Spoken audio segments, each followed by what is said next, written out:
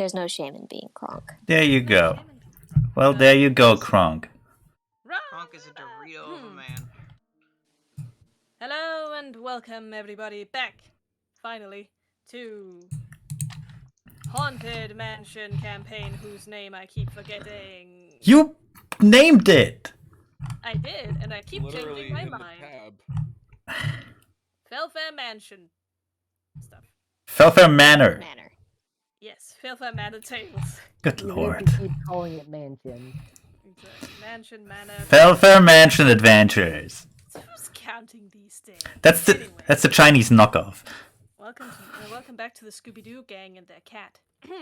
So, last we left off, it's been a while, but last we left off, y'all were discussing things about butterflies for some unknown reason. I think maybe Dr. Celeste LeBlanc saw a blue morpho in the winter garden, just something like that. Oh, and also the well-loved doll appeared mysteriously at the foot of the steps, and you decided to make it close because, well, why not? That's normal behavior. Completely normal behavior. Yeah, nothing wrong there. We left off with Raymond Shafter and Dr. Celeste LeBlanc discussing how to acquire the records for import of exotic plants to Canada. Right, and I'm sure I had a good reason to want to know that, but it feels like we've been discussing this for a quarter of a year, so I forgot. Anyway. Exactly. You wanted to know because you figured these butterflies probably came from the plants. So now you need to know when they were imported here so that you can figure out which owner got them here. Right. Why did I want to know that, though? Because LeBlanc came in. Because it was like butterflies. Exactly, fucking butterflies. Oh, okay. You're in a spooky mansion full of ghosts. No, I remember. I wanted to be helpful for no reason. Oh my god. Because because Raymond decided to be a bit nicer to everyone. Especially Father David. That doesn't sound like Raymond. I know. Suspicious. Something's up Raymond's with him. the I don't ghost. trust it. Oh, he's Everyone possessed. Everyone punch Raymond. Yeah. Raymond's the ghost now. Anyway, okay. So I guess the best solution would be first we try to find out if that harbor has an online presence. Maybe we can just send a mail. Otherwise we call. I don't really want to go down there if we can avoid it.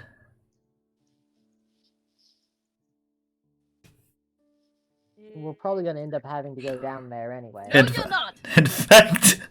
You're not going down to a harbor because it mysteriously doesn't exist. We can make a map! I can give you one of the old maps. Stinky Theater of the mind. Exactly. Theater of the mind. So we could go there. It exists in our minds. Or you could stay in the haunted mansion. Spooky and interesting. Raymond will take out his BlackBerry and just Google the goddamn harbor for this godforsaken town. I don't remember the name of it. Oh, don't worry, I don't either. Fantastic. Patty looks around, waiting for the spooky shit to start coming out that's super interesting. Sees that there's nothing, decides that we should go to the harbor. Everyone's dead. We have a beach episode. Will you stop it?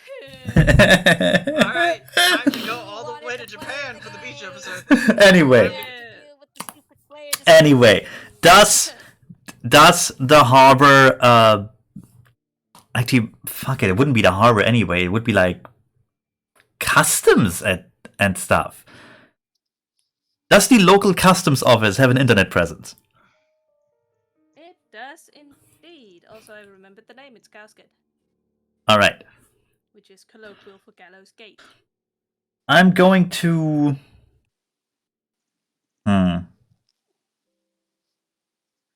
No, a mail is probably easier. I'm gonna find their mail address and send an inquiry as to like what would I need to access historical records from presumably way before the war.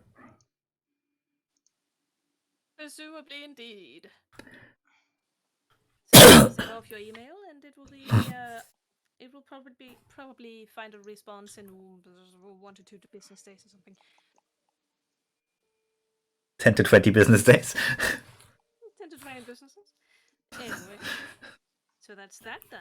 You will soon find out how those plants got to the winter garden. Or not.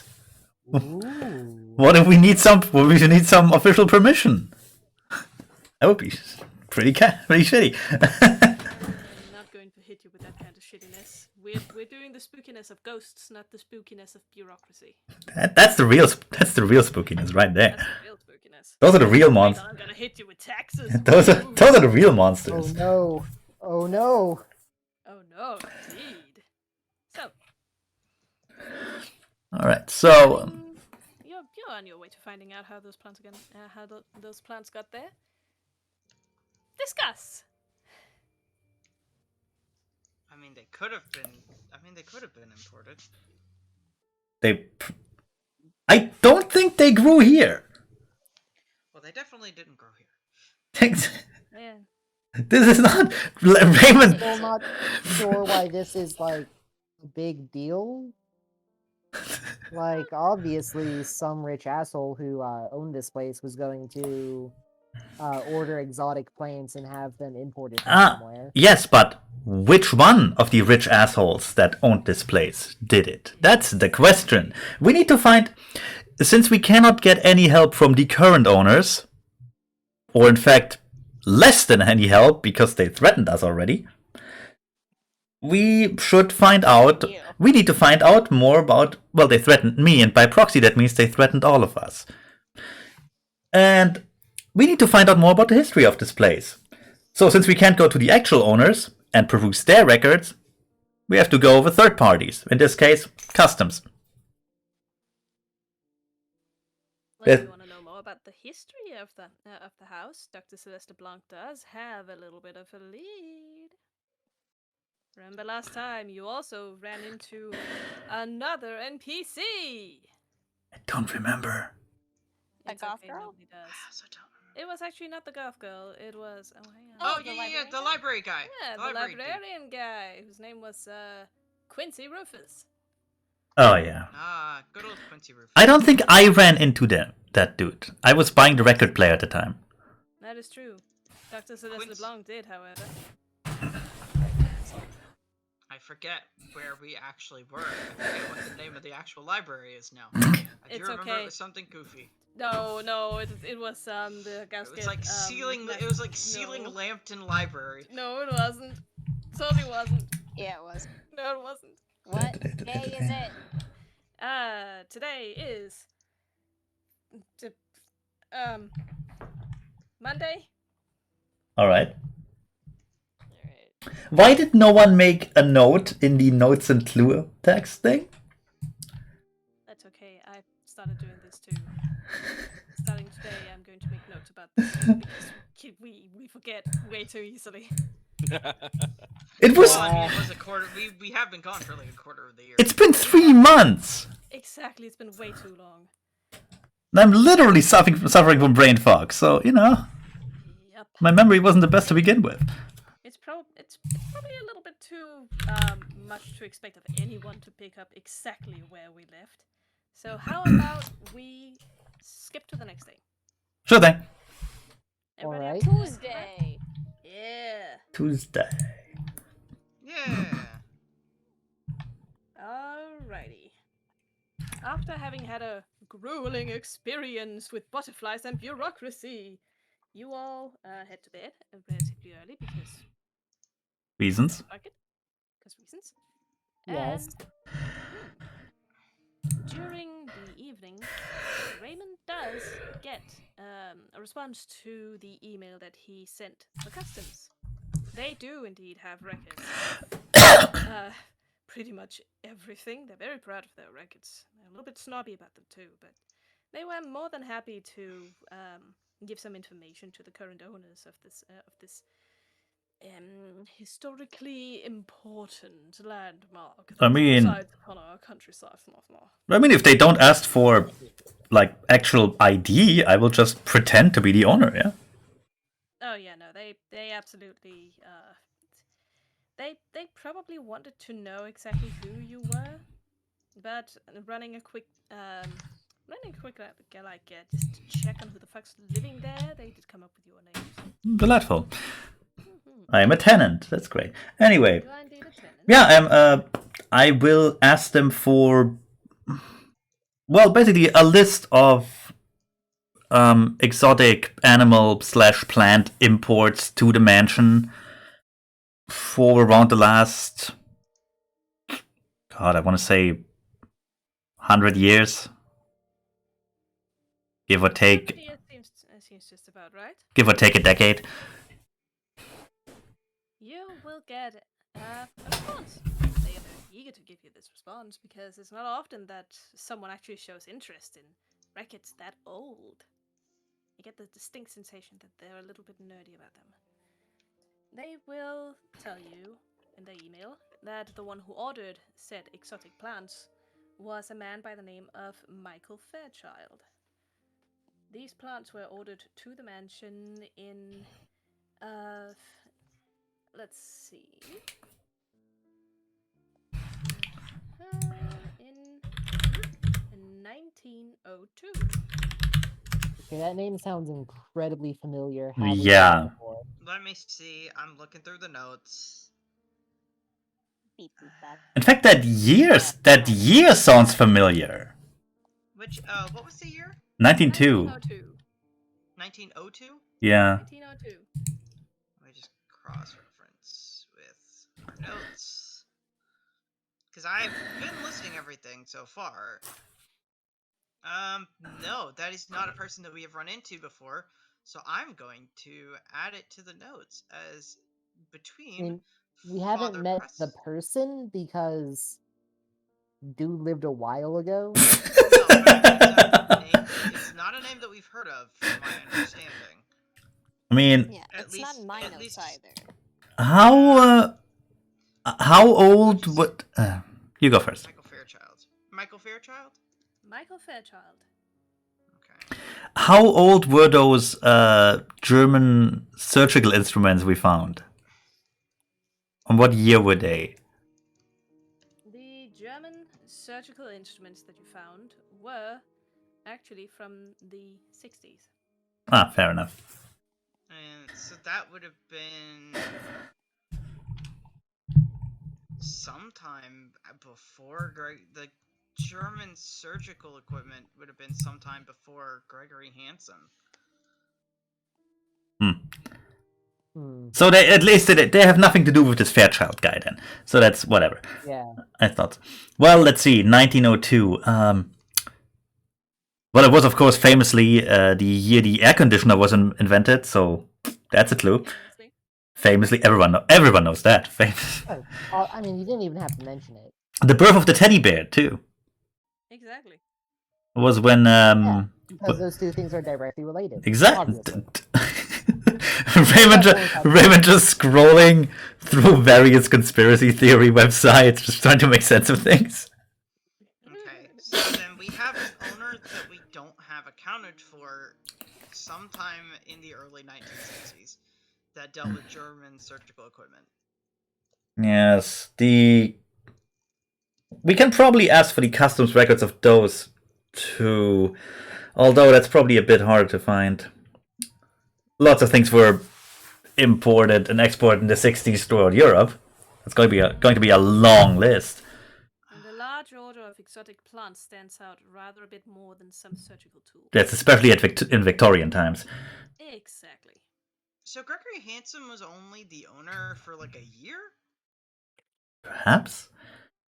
From what I understand, because it says in our notes, it says he gained ownership in 1967, but then it says Alistair Crowley gained ownership in 1968. Surely After the death of Gregory Hansen. Surely there are books around this place, like some sort of family tree. Maybe you can find a genealogy book somewhere. That is what my library knows. That is what the library. Yeah, that's the library weird thing for. bullshit that Victorian English people would be into. Oh yeah, height of the English Empire, absolutely. Who knows? So- Perhaps the house itself might hold some answers. Exactly. So, did we? House. house. What do you know? Guys... Okay, so are you guys discussing that stuff out loud? Well, yeah, we can't speak telepathically yet. Just Yes. We haven't leveled that Yeah, far. we'll find a book that lets us do that eventually. Father David listens to this for a little while, but kind of like grabs his coffee and starts to, like, very casually, very gently. It's very obvious he's not trying not to disturb the conversation, but he's kind of edging towards the door. He's trying to get away. Get him. Anyway, did this place have a library? I don't remember. Oh, it has books everywhere. Yeah. Hmm. It has several little rooms that used to be various libraries, and you will find old books there that may be of use. Well, I guess that's a long-term library use then. Indeed. Well, fine by me. How many rolls do you want for that? Well, I'd mostly like for you to RP it out. Go to the Okay, that's also fair. Damn house. Exactly. Can you at least point out the places where there are like lots of books? The TV room, obviously. I can see those. Room indeed. In general, it should actually be pretty visible from the map. I placed a lot of books in the library rooms. I mean, I see. Yeah, I see here in the TV room. Yeah. Mhm. I mean, I'm looking, but Can you show the upper landing once everybody's gotten a good look? There you go. loading. Also, I'm going to assume the morning ritual was done, as it is usually done with somebody coming down and helping. The whole coffee thing, yeah. Yeah. Totally. Helping with the coffee. Okay, Patty's. Because we appreciate Miguel in this fucking house. Patty's bedroom has a bunch of books. Yeah, it looks like this room or the one room with the piano does. Raymond's does not. The one that I wanted to use as an office, and everyone was like, no. Yeah. I cannot let it pass. I have to point out the fact that this is the most obvious play for time that I have ever seen. Yeah, but you know. For time? I just wanted to actually explore the house. Fair enough. Fair enough. Fair enough. I respect how much you're committing. No. What do you mean? Patty, go into your fucking room. I'll narrate what happens. You have to move your tokens around everywhere. Fine by me. Fine by me. Look, everyone go into a room. You click on everything and combine everything in your inventory with everything else in your inventory. Come on. No. I know I want to roleplay. Just, where am I? Everybody stop. Yeah. Somebody, if we're gonna do that, somebody needs to say out loud, alright gang, let's split up. Yes! Alright gang, let's... Let's split up. Nothing ever bad happens when you split up in a horror movie. Let's go. Let's split up and look for clues. Like, wait. He's like, Jesus. Brother David going up the stairs, heaving a bit. Why are we all separating? We're looking... This sounds like a recipe for bad things. I'll take this place. Exactly. That's the point. I'll take the study. Don't leave anyone downstairs. Yeah. Yeah, who goes into the TV room? I don't seem to all Jonah will. Okay. There's 5 people. Who else is missing? No, I think we're all there, actually. Yeah. Everybody but Miguel. Jonah will Everybody take but the Miguel. TV room downstairs. Alrighty. Patty will check her own room. Yeah, and Father David can... Oh no. Help Celeste? Father David sends out a mass text. If anybody needs the keys, just message him. Because Father David still has the ring of fucking keys. Yeah. Yep. Alright. Alrighty. Alright. I am going to roll a dice to see whomst we follow. Alright. Right now there are 4 of you on this floor, so I'm going to roll a d4. 5. Well, there's 5 of us. Yeah, but Jonah's on the downstairs Yeah. floor. Yeah. Oh. I don't think I have a d5. And because Jonah's beneath us, he'll go last. I mean, you could just type in to roll a d5. I mean, you're not wrong. Technically, I mean, It technically, still feels wrong. you can use a D10, you can use a D20. If you use a D6 on a 6, just roll again. That's also an idea. Anyway, everybody choose one number between 1 and 5. 3. 2. 3, 5. 4. Alright, 1. everybody get the numbers. It's a Yeah, 4. 2. Who had 4? Cool. I Father think David McDougal. after changing the number, because I picked 3. Why don't you play the lottery?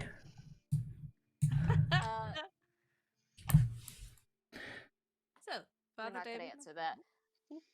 Father David McDougal, you've all split up to explore the house a little bit and try to see if you can find any books on its history. Seeing as the most, likely place to find history on this mansion would be in the mansion. Yes. Father David sighs after reaching the top of the stairs, having hustled after the others, making a comment about splitting up. But everybody was like, alright. We're just all very excited for some. That could happen. Look, we're all very excited. We tried new coffee. It's a lot of caffeine. We have to, So he sighs, he takes out his phone, he sends the message to everybody else that, if they need the keys, message, and he'll bring the keys. Yes. But for now, he looks around and he sees that everybody else is kind of fucking screwed off. So he'll start at the door in front of him. Indeed. He opens the door! He opens the door and goes in. He finds himself in what appears to be a utility closet. There are a few tools, one rolled up old carpet, a lot of boxes, and a pile of old books. He takes out the green lenses. Ho ho ho ho! And he slides them on his face. Looking fucking groovy. Hell yeah! Do a little disco pose. He looks around. He sees the dust motes dance before his eyes in the sparse sunlight which flitters in through the open door behind him. But nothing appears to be glowing bright green, as it usually does whenever an ectoplasmic entity has been in contact with anything. That's the term we're going with? Yes. Right now it is. Okay. Rummage a little bit. It's a class 5 free roaming entity card. Rummage. Don't get slimed. Rummage. Don't get slimed on. Go ahead and roll a spot hit. Ooh. That's already starting promising. Let's see. God damn. You have a button now. Where's the thing? No. Yes? It's okay, Coops. Use your words. It's a safe space. 100. Sort of. Coops, you can use your new sheet. 100? Yeah, you can just use the sheet now. There's a button there. Next to the skill. There's a button? Fuck. I told you I didn't want to learn anything new today. What the fuck? Oh, that's right. Every time Coops learns something new, something old gets flushed out. No. Yeah. I can't see. I didn't put anything in. There's nothing in. God. Fuck it. I'm doing it the way, like I told you. It's fine. D100. I told you I'm not learning anything new today. It's fine. Did you make it? Spot hidden. Did you make it? So let's see. I make it. Good. Great. I do a good job. You make it great. You do good job. You don't find anything in the pile. However, as you bend down and start rummaging around it, trying to see if you can find any books of use, anything that might seem relevant or valid, you hear a small thud behind you.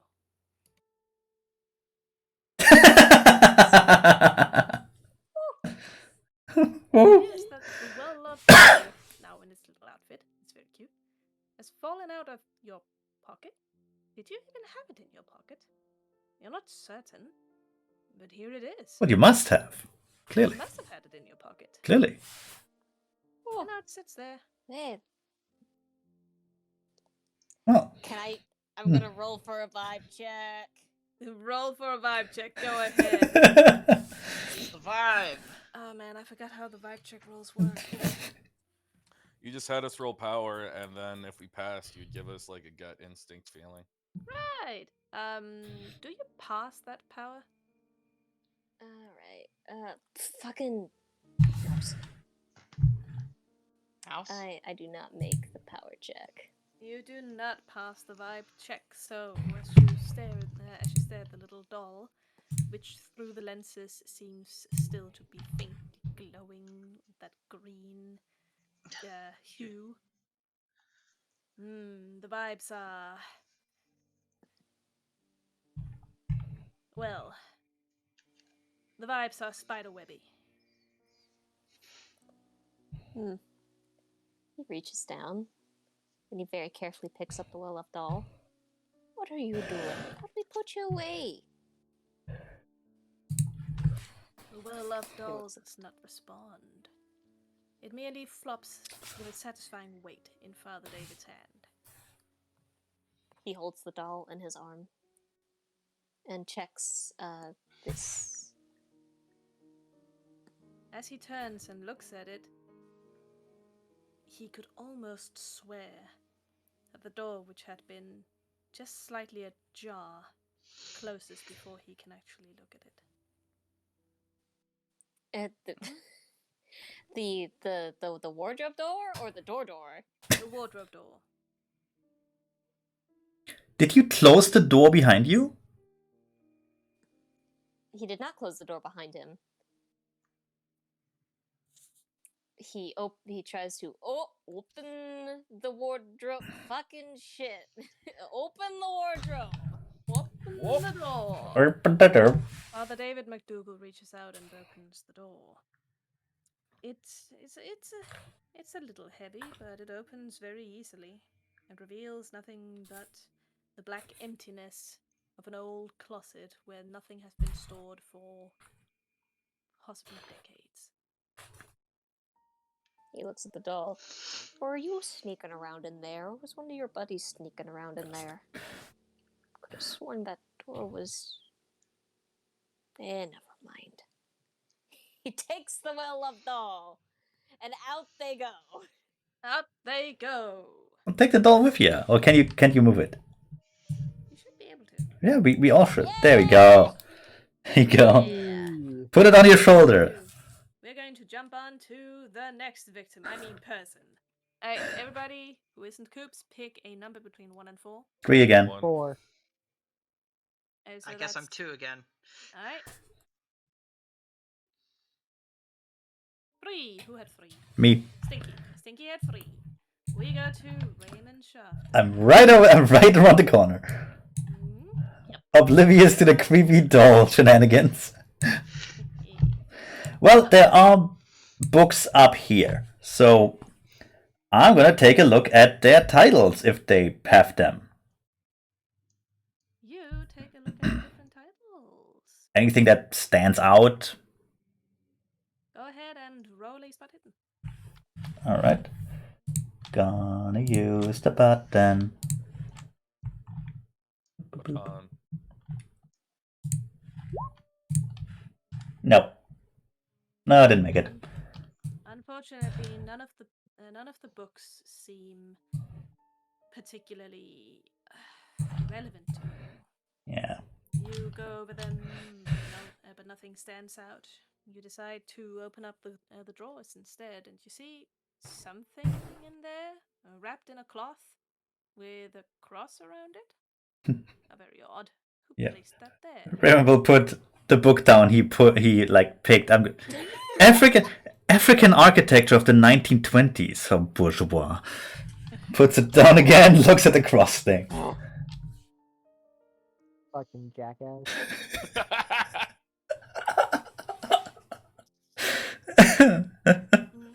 Anyway, yeah, the cross thing. Yes, it appears to be a small something wrapped in cloth, and tied up with a cross. Oh, tied up with a cross. Yes. Oh, I Like- thought. Yeah, Oh, like well. the cross is on the like it's wrapped up in cloth, and then the cross is like tied to it with string. Right. Okay. I thought. Exactly. I thought it was. Together. I thought it was a cross in cloth. Okay. So I. No. Okay. I pick it up. And try to remove the cloth. Well, the cloth comes away pretty easily, and as you open your hand and get the cloth off of the thing, you see a. Well, it's a small, vintage-looking nightlight. When you say vintage, how Because vintage? It seems pretty old. It's very finely crafted, and well, you could swear that the little segments on it are actually made out of matte glass instead of the regular plastic that something like that would normally be made out of. Right. So I'm going to assume it does not have a Euro plug on it. It does not, however. Well, it does have a plug on it, and it does fit in the fixtures of the mansion. Yeah, but it would be an old-timey British plug. Exactly. That's okay.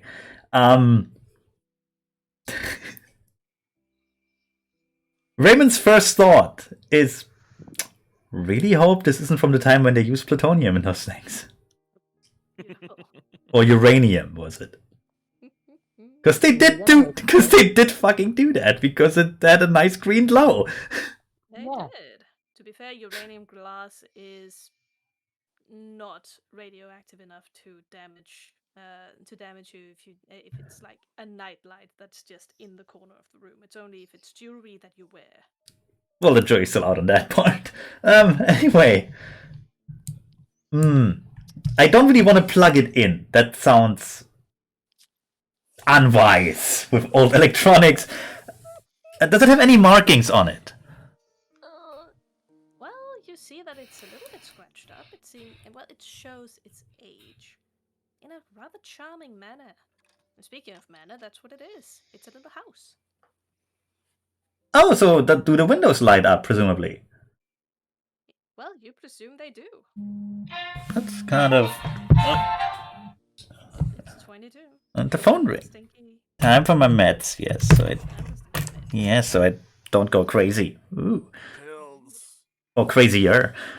the anti-brain rot meds. Exact. Well, they don't work against that. Damn. Give me a moment. I have to find some water. The personal government suppression meds. They shield me from the 5G rays. Yeah. That way, Bill Gates satellites can't see me. Nah. They also fix you. They also stop the 5G from interfering with your eyes, so you don't see the curvature of the Earth. Exactly. Okay. Anyway, yeah, I really don't want to plug that thing in if I don't know if it's safe. I don't want to start an electrical fire or some shit. And with my luck, huh? Can I ask a roll of Raymond? Which one? Just like what would you roll? Remembering something or realizing something looks familiar? That would be an idea roll. That would be idea. Yeah, go ahead, roll idea. Okay. Success. Aha! All of a sudden, Raymond remembers. This is that strange little light that Father David took from the children's room. You don't exactly remember why he took it. It has something to do with superstition and probably religion as well. So, that's probably why it was tied up like that. Strange thing that he'd do such a thing, but, he's Father David. So I mean, you can't really question it too much. he's a priest. I expect far weirder things, to be honest, on a daily basis. Indeed. The whole praying to an invisible guy up in the sky, it's kind of, it's out there. At least it's not drenched with that water that he tried to give you. Yeah, that's odd.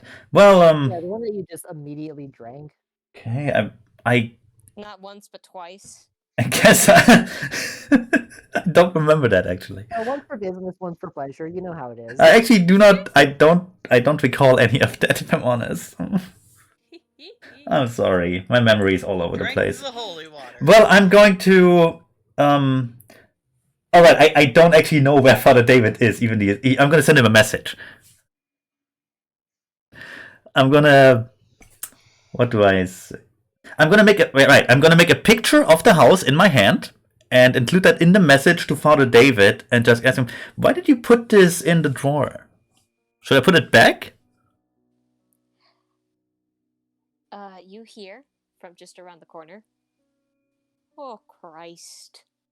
Do I just hear your ringtone and that's it? No. Just you oh hear Christ! Oh, I got a message. like a default, like a ding. Then a moment of oh Christ. I don't know. I I would. feel like Father David is the kind of person that would have a "You've got mail." That mail. I would expect a Gregorian chant or bell ringing. He doesn't Whatever do the default. technology that well. Yeah, whatever the default was. Fair enough. Jonah needs to show him how to change his ringtone. Then he can do it. Oh, But even for now, Raymond can show you that. You should not let Jonah pick your ringtone. So, moments afterwards, you see a familiar redhead poking out of from behind the corner, holding the doll. Ah, Raymond, that was wrapped up for a reason. well, what was the reason? It's cursed. The toll. What do you mean it's? What do you mean it's cursed? It's a nightlight. Of course it has handprints over it. It's a nightlight. No, the big one. The big ones, Mr. Shafter. But Wrap it back up, please. I think Fine. it's the green ones, the green handprints. You didn't hear any of that. Go back to your room. The door was open. Fair. Anyway, well, Raymond just shrugs and just begins to rewrap it and tries to put like the little cross on it, like it were. Should we, if it actually is cursed, should we just put it in the drawer here? Isn't that a bit unsafe? Should we find out what the curse is? Clarifying that no such thing exists because curses are not real. There's something wrong with it. What did Jonah say? Vibe check? Raymond stops mid packaging. Ooh, a vibe check. That is serious.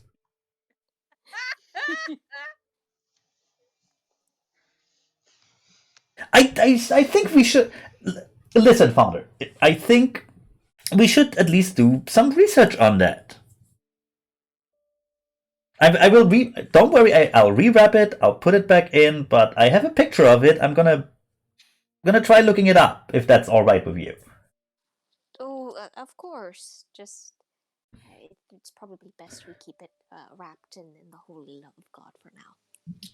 Do you mean Holy love of God. Do you mean Holy love of God. Raymond just looks to the side. You mean the drawer? No, the cross. He walks over and he takes a little with the doll under his arm. Just and he takes jumps over the couch. file. Just leaps over the couch to get to me. Is the old John would cracked make mirror? a leap over the counter. Is the old cracked mirror, silver jewelry box, and skeleton chest still on that table? Yes. I'm gonna Yeah. vibe Left check them there. Vibe check it, do it. Vibe check. Do it, baby. You succeed your vibe check. I want to try too. Wait. I do not make it. One of you thinks that the vibes are chill. The other one thinks that the vibes are chill.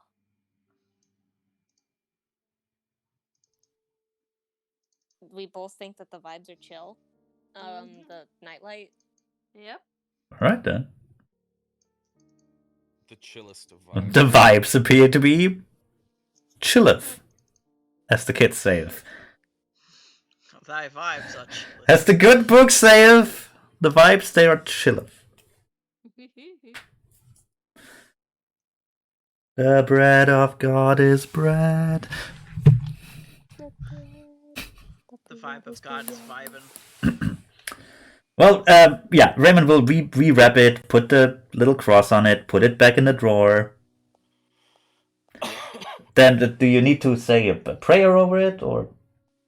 Oh no, we'll just put it back in here for now. All He's right. still wearing like the little green lenses. Because it makes him look groovy. Yeah, Raymond is like not even surprised anymore. It's just. I mean, it's nice that Father David finally arrives in the 21st century. Even if it is by way of the 70s, but you know, hey. Whatever. Better than nothing. Well, you I know, think they look nice on me. I didn't say any of that out loud. Handprints. Nah, I know. I like how you just instinctively defend yourself because you know what I was thinking. oh yeah. Anyway, yeah, drawer closed. That's that then. I have a picture, it's fine. And with that, we go to one of the last remaining 3. So, all of you pick a number. 3. Alrighty. 2. Again. 1. Oh shit! It's me. Alright, where the hell are you? Yeah, Me it's Connor. bitch. There. Everyone knows it's Connor. It's him. Hello there. Alrighty. It's me, your best friend Connor, who totally sounds like this normally.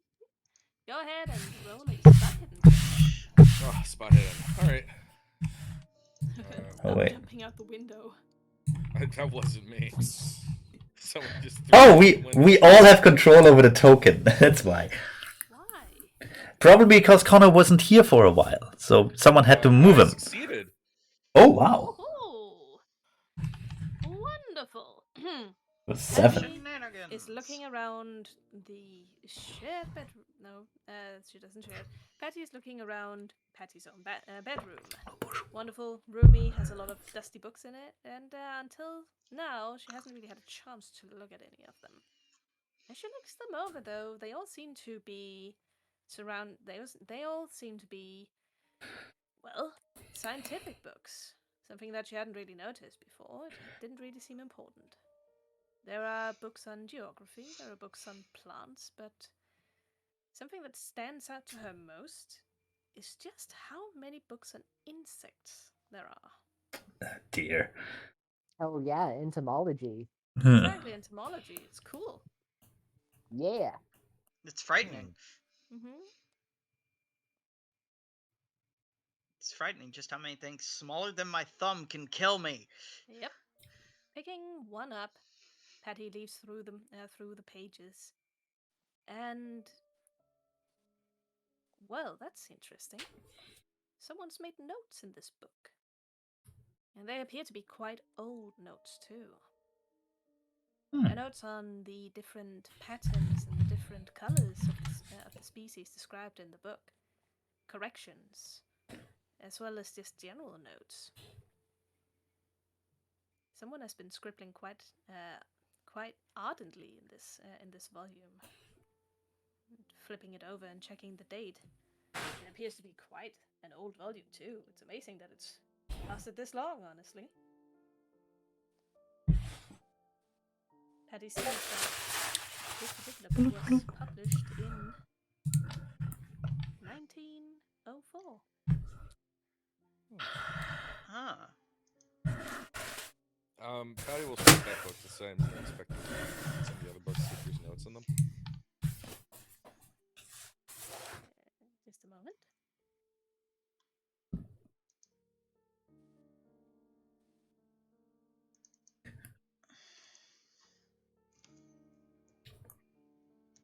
She keeps inspecting the different books, trying to see if she can find anything that stands out to her as well.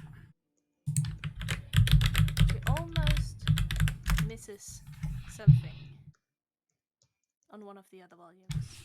It's another ancient one. This one from 1910. She has to do a double take because what are the goddamn odds? It was written by an M. Fairchild.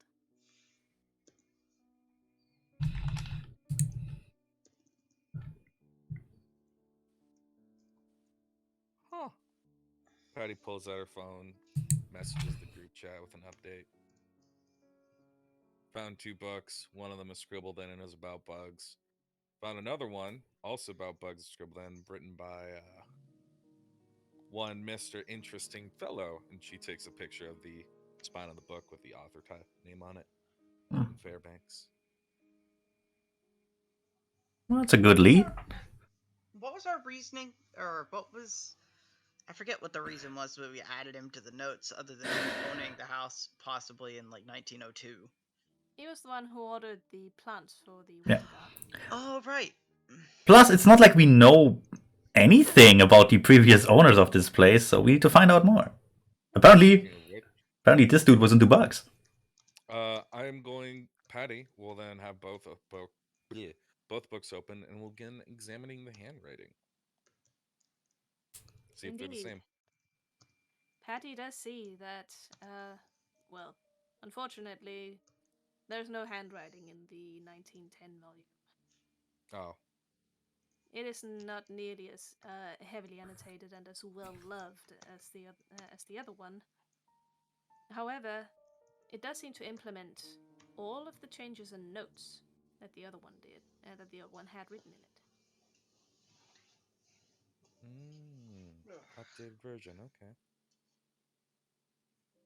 Okay. Jonah responds to that message with these 3 emojis and will not elaborate further. Which ones? And and scientist, sunglasses smiley. yes. Okay. Father David responds with a, "That's interesting, Patty," and then sends a picture of the well-loved doll in his hand, with like a bit of Raymond in the background. Guess who appeared behind me?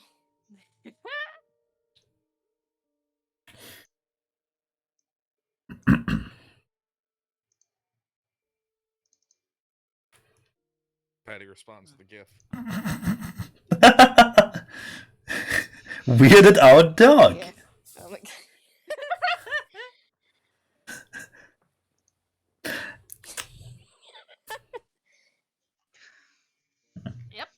Yep, that checks out. It's And fucking with that, weird. Oh, Celeste will just text over. Would like to leaf through the book when I get a chance. Patty, thumbs up.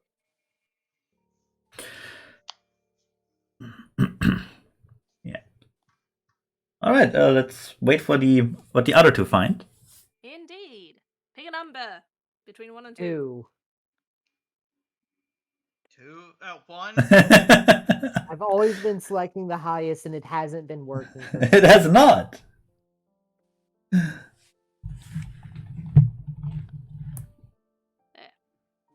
It's 1. Motherfucker.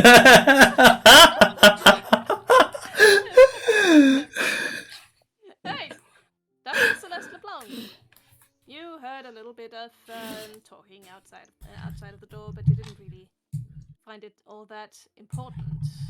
After all, you had what appears to be the house's largest library to look through. Well, Oh boy. appears. The room is large enough, but are there really that many books? I'd like you to roll a spot hidden. Okay. I mean, it has rows and rows of booths. That's a library, all right. Ah Yes, man. it is. Ah yes, wine, wine and books. All right. Spot hidden.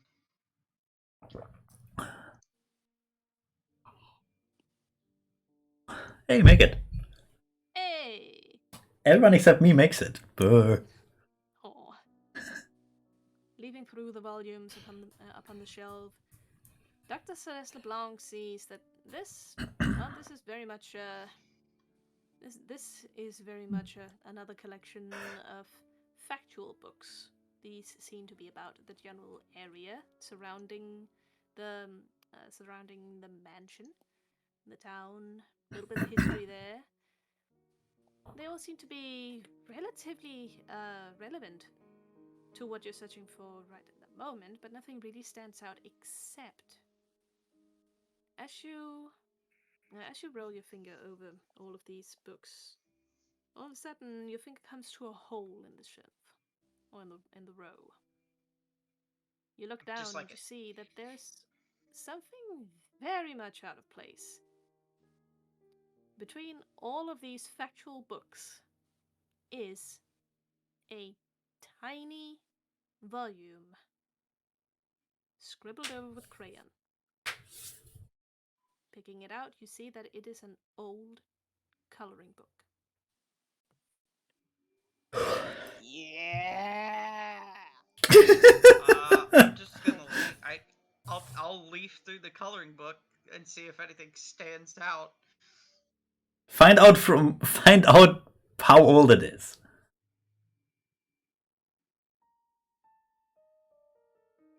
As you leaf through the coloring book, you see that it appears to be just a little child's coloring book. There are some lines to color within. They all seem to be of characters that you recognize to be from. I'm not looking up anything. You're looking up.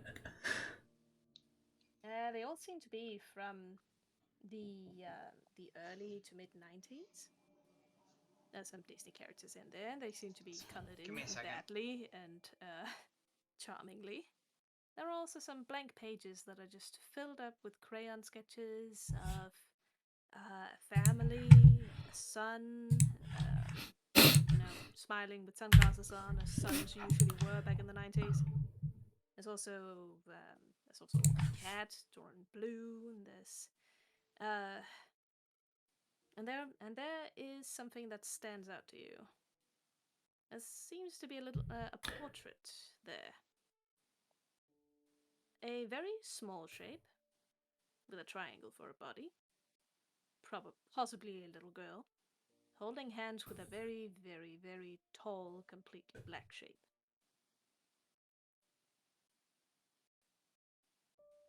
Little goth girl. I don't like that.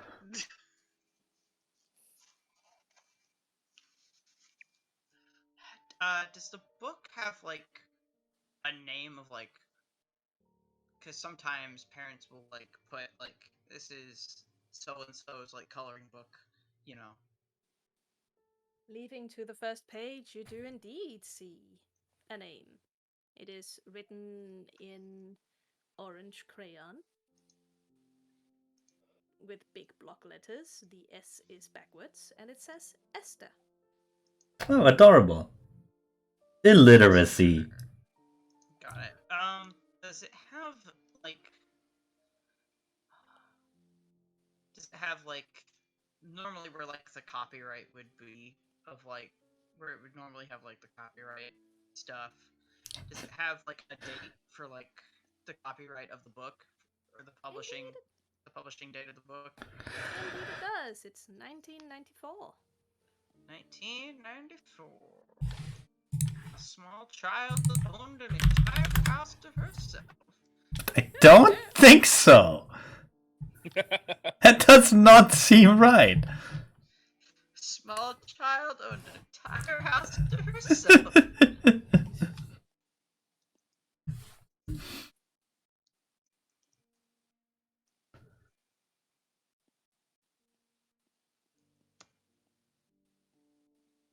Let's see. 1994. 1994. What was the coloring? What were the characters that were in the book?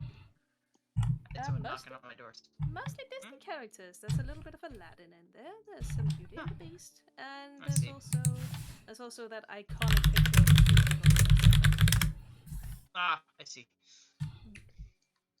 What's the color of the cat? What's the color of Simba? I have to know. The color of Simba is blue. Got it. It's blue.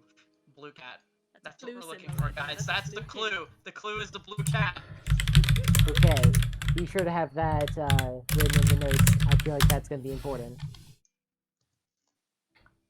Let's see. We can date that even further, actually. I will take a picture of both where Esther wrote her name, and the picture, and then take a picture and send it of the creepy drawing Cool. Of the giant tall black the giant tall man completely in black. Sending it to the group chat Yup. Oh yeah. like a champ. Look what I found. You receive.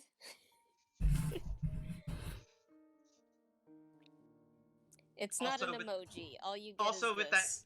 that GIF. You receive a little like. Weird cat gif and sad smiley. Okay.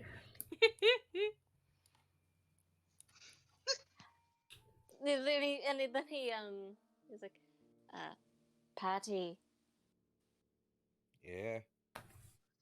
it's him.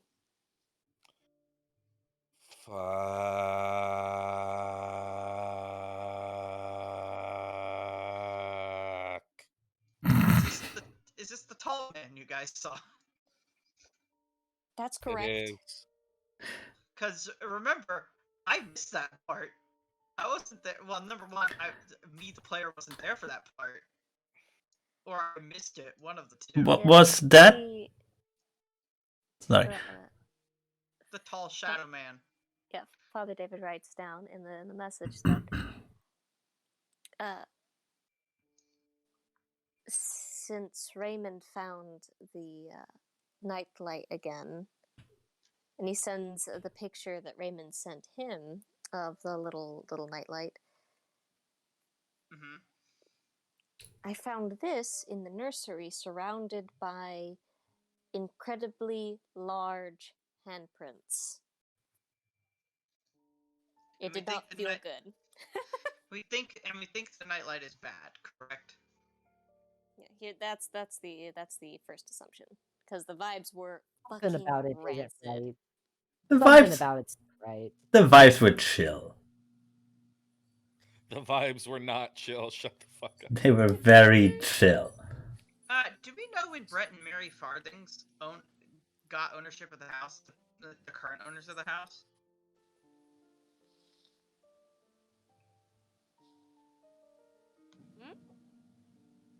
Excuse me? Oh, I was asking if we knew when Brett and Mary Farthings, the current owners of the house, had ownership of the house, or got ownership of the house. I'm not sure I have divulged this information to you, but it is Okay. an excellent question. I want to find a genealogy book even more now. Yup. Is it in the notes?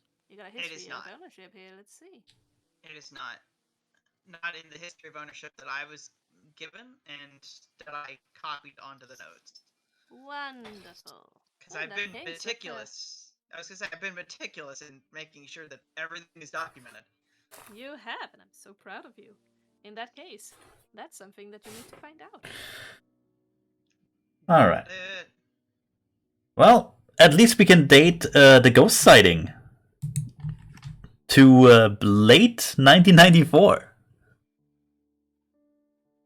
Because the Lion King was released in October in the UK.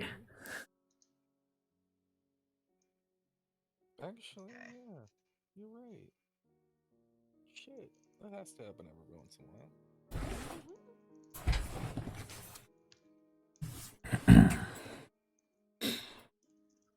It also implies that this shithole of a village had a cinema once.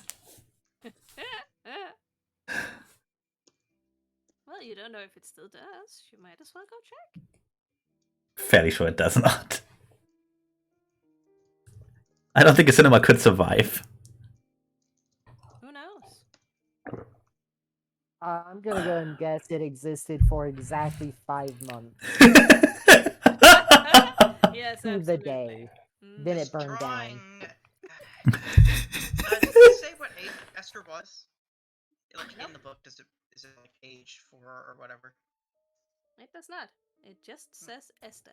I mean, judging by the backwards S, I would assume either preschool or very early school. Young. I'm gonna guess age 4, but I'm gonna wait until I'm gonna guess around 4 years old, but I'm gonna wait until Because Esther could have been like 16 and illiterate. We don't know that. that's why I put child in question mark. Child? Huh? I don't know. Child? Child? Boy? It is possible that it could have been somebody who just had a childlike mentality. Yeah. Indeed. Or someone who just. So that is all speculation, and for now, we have one last person. This also implies that to her, the Shadow Man was a friend. Does it? If she was holding hands with it. Maybe. Speculation. Heck, Anyway. I don't know. Speculation indeed. Yeah, anyway, where is Jonah? Down There. in the last library. Found him. Having a slight audio troubles, but Yeah. I don't know what's going on. if anyone, I don't know if anyone else is or if it's just my end. No, it's on everyone's, I think. No, I think it It's fixed on itself. everyone. Yeah. I think it fixed itself. No, it's Discord. Yeah, Discord is lagging a little bit. Zephy's got a bit of. Oh, sorry, Oh, Mara's hello. got a bit of He fixes hackery things. going on. Yeah. Not at all. Anyway. Yeah, doesn't matter. Down in the TV room, I'd like Jonah to do a spot random.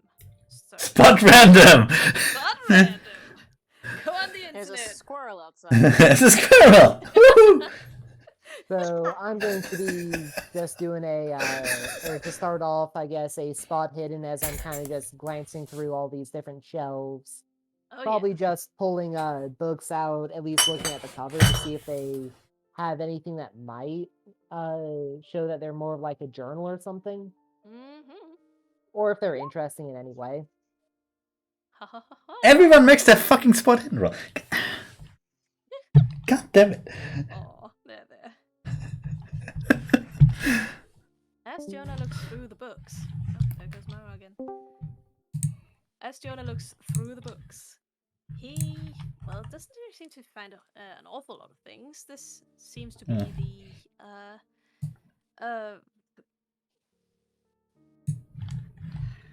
what's that called? The opposite Yeah, of you might have factual? to type some of Fiction. this out because I cannot understand much of anything. Ah, I see. I'll type it out as I go. Let's see. You appear to be in the fiction part of the house libraries. Okay. Wow, I'm not good at talking and typing at the same time. Anyway. Do I, by any chance, find any horror?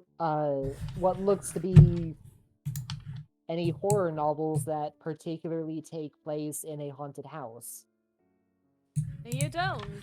However, you find a collection of, and you cannot believe your luck with this.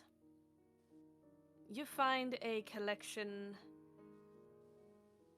of hauntings at Fellfayre Manor.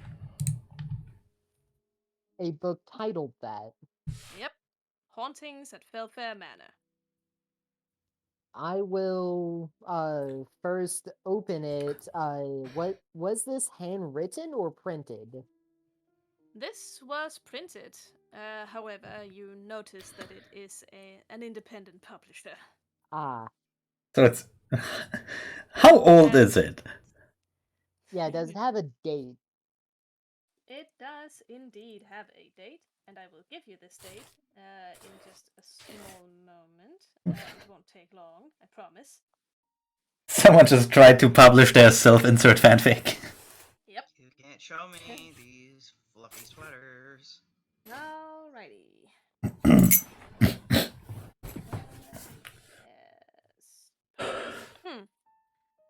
Walmart's trying to get me to buy fluffy sweaters. The year of this being published is 1960. Okay. Does it have an author listed? It does indeed. Would you like to know who it is? No. Can I take a stab? Can I Go take a ahead. stab? Is it Gregory Hansen? It's Gregory fucking Hansen. Yep.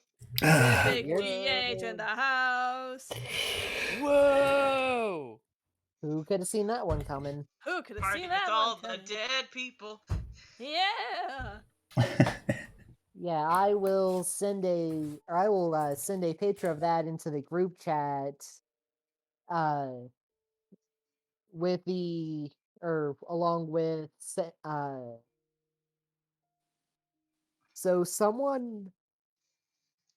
so you'll never guess what I found. It looks like someone wrote a book about this place and published it themselves. Then a moment later after that. Oh wait, the author is Gregory Hansen, no shit. That explains that. Patty's response. Need to read. I like to Need imagine to that read. Patty uses a lot. Picture of a cat with wow on it. Yeah. Lots of animal gifts from Patty. Yeah. Oh baby. It's like, what David sends. Ooh, bring it with you. Like he does type out like two O's and then an exclamation point. Woo! Ooh, bring it with you. Woo! I thought there'd be a W at the start of that. If anything, it'd be an H. Woo! Ooh. Oh, come on. Really?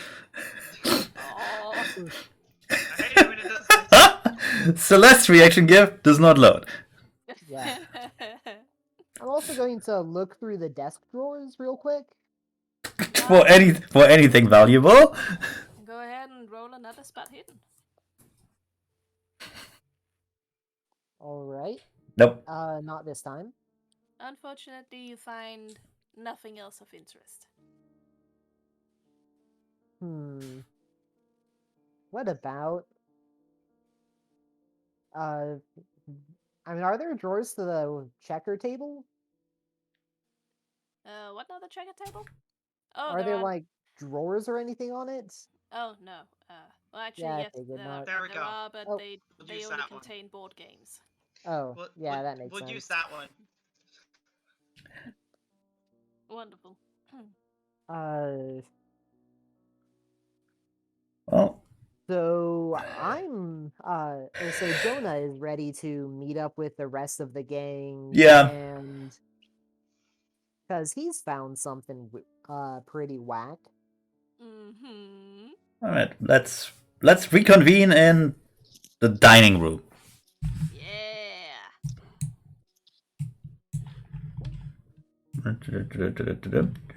Yeah. Whoop. The priest has taken the doll. The priest has taken the doll. I like how Jonah just takes the head of the table there for himself. There you go. Yeah, he's a jackass. Also, darling, if you drag a square around Father David and the doll, you can control them as if they were one token. You don't Yes. have to control them individually. Yes, control them as if they are one. You're welcome. The joint being. Nothing creepy about that. Not Through the worrying. door. There we go. Perfectly normal. Hi, Patty. It looks like he's got the doll sitting on his head. It does. Isn't it cute? Oh. Why is it on your head? He's holding it. It's not on his head. No, it's absolutely on his head. You could stick it in your hair. He's giving it a ride. That Opens the doesn't door. help at Where's all. the book? What book? I will Jesus hand LeBlanc the book. Jesus Christ. Patty also puts 2 books on the table. They're about bugs. I'm gonna go off into the corner and start reading Gregory Hansen's self-published book on the hauntings. Yes. Yeah, I'm at Okay. least going to look through if it has like a table of contents. It does indeed. Ra- It's comprehensive. Right. Raymond will take the coloring book. Ah, yes, something Raymond's intellect. No. Look. He has a degree in political science, so you're absolutely correct. No. He doesn't have a degree in business. Political science is like an actual thing that people study. I know. That's the joke. He has a double degree in journalism and poli-sci. No, if you wanted to be fucking useless, you'd have a business degree. Poli-sci business. There you go. Go into government. Have fun. Yeah, there is one thing that's kind of weird that they had to do at my school's business program. They had to stop handing out crayons because everyone just kept eating them. Let me guess, glue was banned too. Yeah, weird. Alright. Anyway. So, where did... What? Who left? What the hell? Probably Mara? But where... I'm still here. Where to? Emotional support bot? Oh, yes. No, I mean the token. On for a while. Oh, okay. Sorry, I thought you meant in the disc or in the chat. No, it's Father Yeah. David. Father David Where left the with the fuck doll. did Father Oh! David go? Father David ran away! Who He's moved disappeared. Father They've been David? banned. I didn't! Banished into the ether. Coops, did you accidentally press, delete? Delete. Oh my god. It's okay.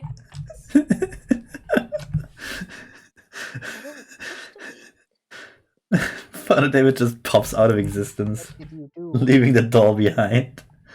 No, he's nowhere to be found. Thank you. Okay. You are welcome.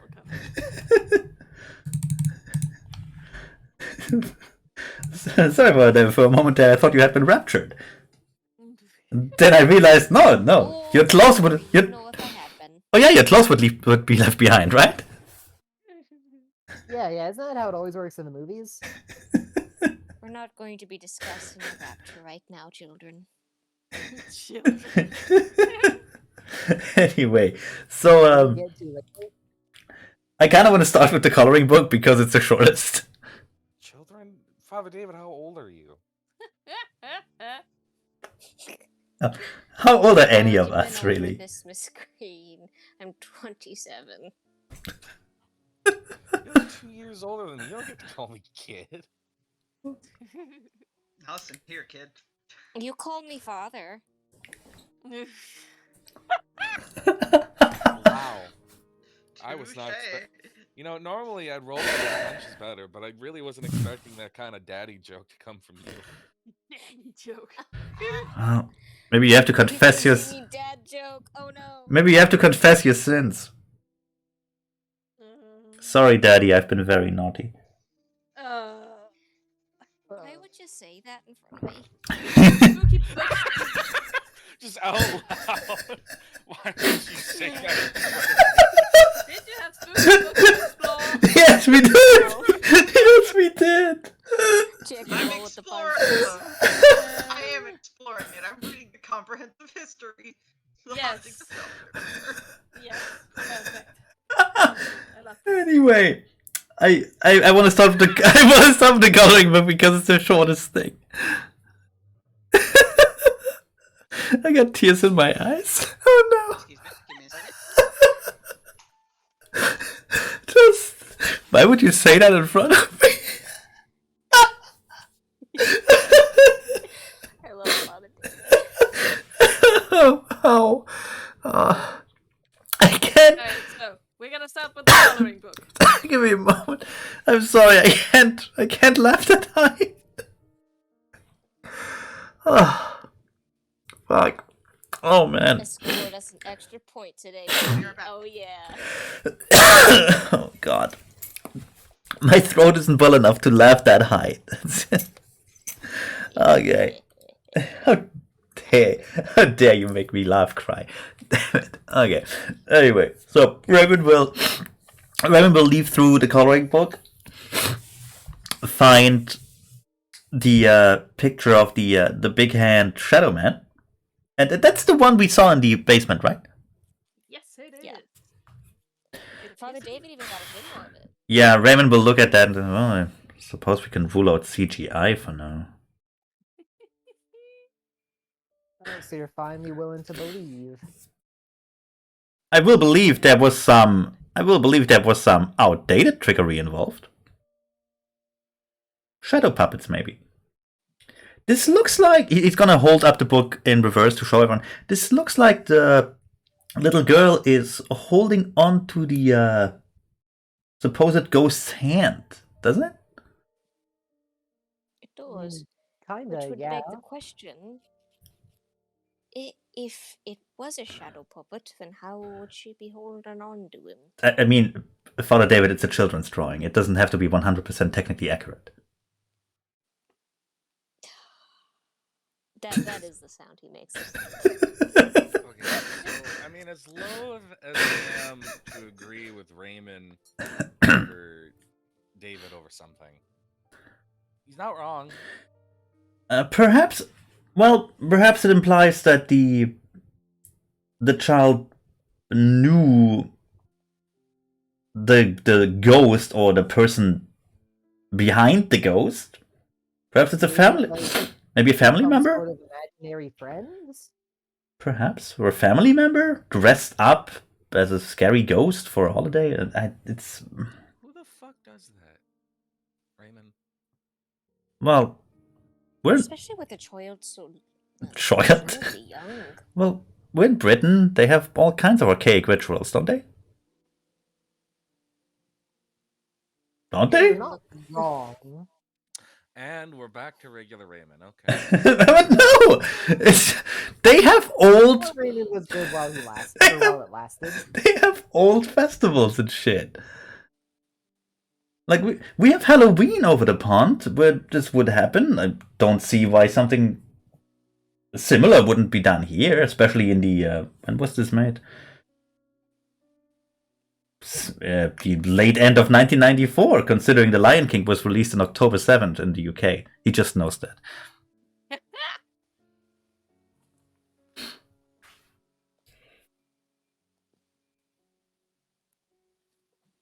Yes, something still doesn't sit right with me, says the guy holding on to the doll that appeared behind him while he was looking for ghosty stuff. And look, as long as the doll isn't visibly moving by itself, it's fine. I have a question, Coops. Mm-hmm. Is Father David still wearing glasses? Yeah. That coloring book is bright green. Of course it is. The Okay. book is covered in ectoplasmic goo, by the way. Gross. The haunting book? Yeah, he Gross. takes off the lenses and he hands them first to Patty. Oh, wow, that definitely recontextualizes things. I didn't know that there was a thing. I didn't know ghost smut was a thing. Raymond Oh, will we have been on very different portions of the internet, I see. Raymond will hand Like where this conversation is going. Raymond will hand the book over to whoever is closest, and then whip out a handkerchief and wipe his hands.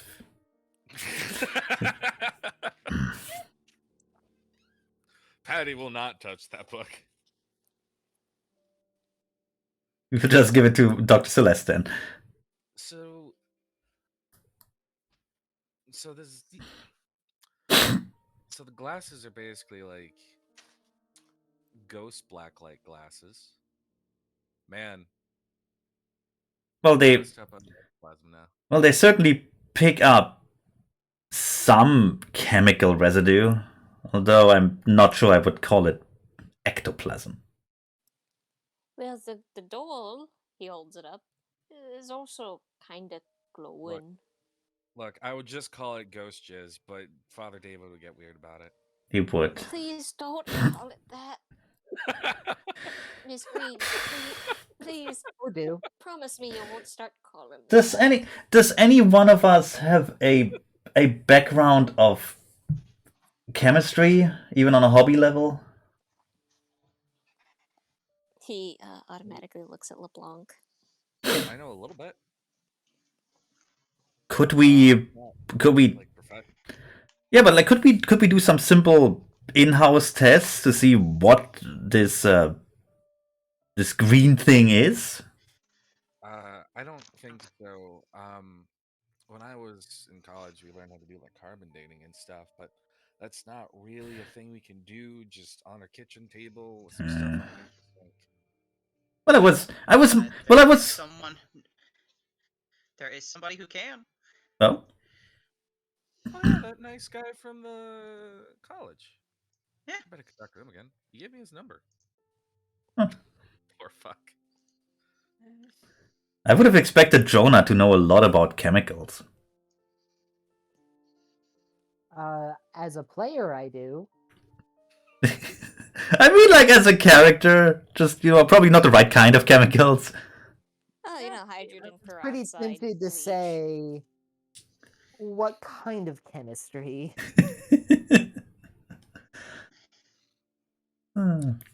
Just because he is a homeless boy does not mean he does drugs. I mean, he's not But homeless he might. anymore. He has a house. He has a room. He has a house now, it's fine. He can do drugs. Yeah. That's the qualification. You just need a house. Yeah, it's a safe place. Jonah, I'd rather you do it at home where we know you're safe.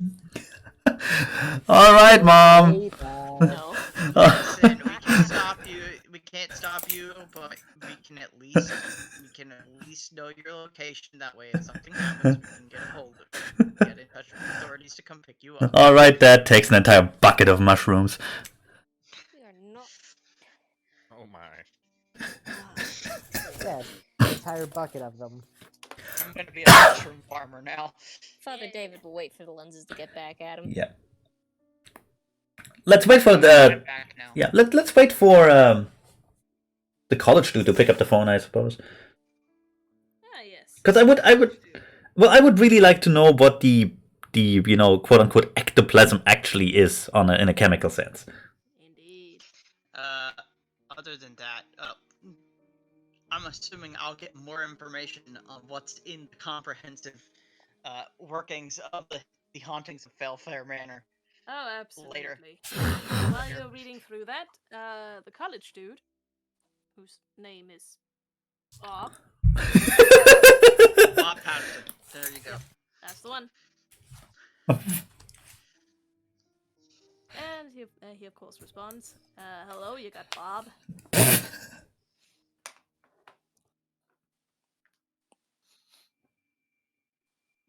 Who was calling him again? I think so. Yeah. Yes, hello. Hey! Hey, Bob. It's Patty. Oh, hey! Cool of you to call. How you doing? Good. So I was wondering, you know a bunch of stuff about chemistry, right? Oh yeah, I am a chem student. Great. So, some of my friends and I were taking a look at all that weird stuff that I showed you. Remember last time? Oh yeah. Oh, that green stuff? Yeah. So there's this weird green goo. I kind of want to call it ghost juice, but like the Catholic priest is sitting across the table. I don't know what it is. It's ghost goo. It's ghost goo. Yeah, I can never get rid of those Catholic priests. You know, I can't make jokes about that because there's literally one sitting across the table from me. Don't worry, I'll make the jokes for you. Thank you. You're so sweet. So, I was hoping that you'd be able to help us look at some more stuff. Oh yeah, just come over with it and I'll take a look. Sure. What time are you free today? Oh, today, let's see. Yeah, I'm off at 4. All right, cool. Thanks. Cool. So, where do you want to meet? I know this really cute cafe. It's close by. They know my regular order. Do you want to meet up there? All right, so I don't really want to leave you out right now because I do plan on bringing other people. Okay. Yeah. Cool. It is a really nice cafe though, and they'll probably like the coffee there too. They're used to kids, and they're used to students, so it's really strong there. Sure. Anyways, we can talk about it when I bring that stuff over, okay? Yeah, absolutely. I'll see you. Have a good day. Click. Petty go to colic. Go to Kulik. The moral quandaries Oh, of they- do I fucking the moral quandaries of how much do I manipulate this man to get the stuff that I need. Yeah. All the way. Meanwhile, Dr. Celestibal has been reading, has been, first of all, just looking over the general table of contents of Gregory Hansen's book. And there's a lot of information in there that she hasn't been able to scrounge up anywhere else. It appears that he's written down the hauntings from most to least common. The first one is one that she's well familiar and aware of. The ghost cat. Next is the shy lady, the tall man, the hanging priest, the thin man. Apparently there are two men. Wait, the tall man? Hold on. Did we give it? Are there descriptions in there? This is I just don't what have the table tall of man. contents is. I don't have the tall man. It's Celeste Blanc says as if she's collecting Pokemon. Celeste just having a breakdown because her tall man card is missing. Oh, man. Got like her binder of Pokemon cards out. Yeah. Yes. Damn it. Shit. I knew I had that somewhere. The tall man. I got a rare hanged priest though. That's worth something. Ugh.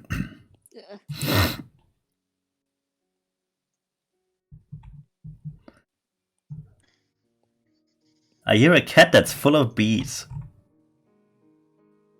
I'm sorry, he's decided to sit on my lap. There's a lot of bees in that cat. That is not a haunting, that's a blessing. Yeah, lots of bees in that cat though. Alright, so... So we had the tall man.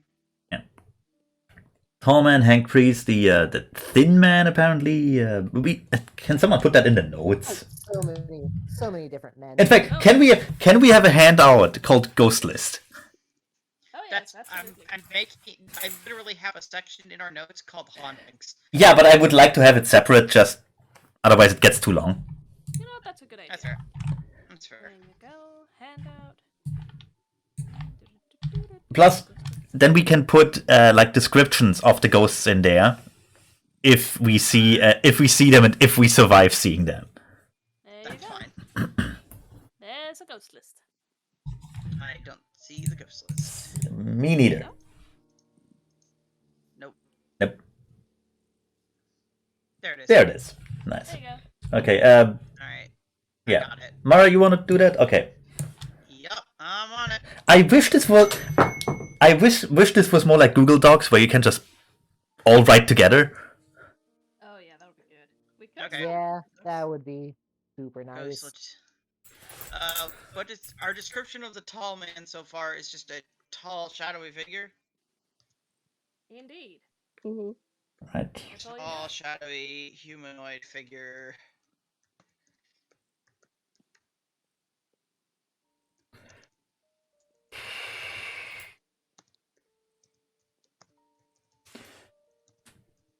Jeez, Gromit. So was the tall man the one with the giant hands, or is that something different? Yeah, Yeah, it was, or yeah, it was something different. tall man has giant hands. Okay. He's the one that leaves behind giant handprints. Yeah, in that case we actually Yes, well in that case we have it on, with giant hands. yeah, we have it on video. Yeah. Yes. Okay.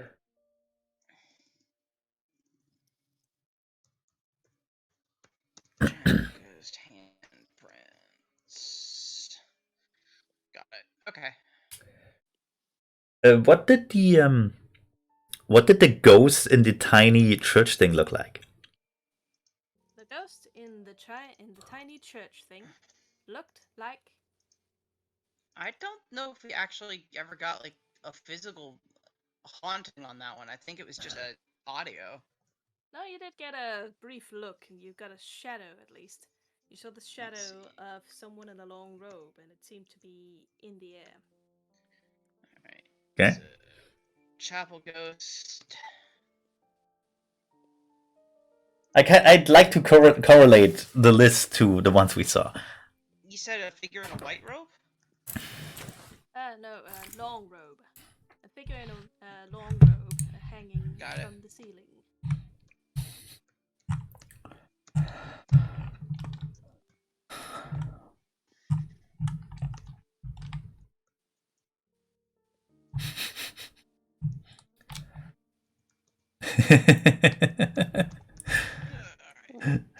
uh, a British minister's Twitter account got hacked, and now she's selling stolen PS5s on it. They're already on it and like put a warning up, but still, that's funny. Worth noting, you did get a name for the chapel ghost. Oh, And that was Father Father Prescott. Prescott. Exactly. write it down, Kronk.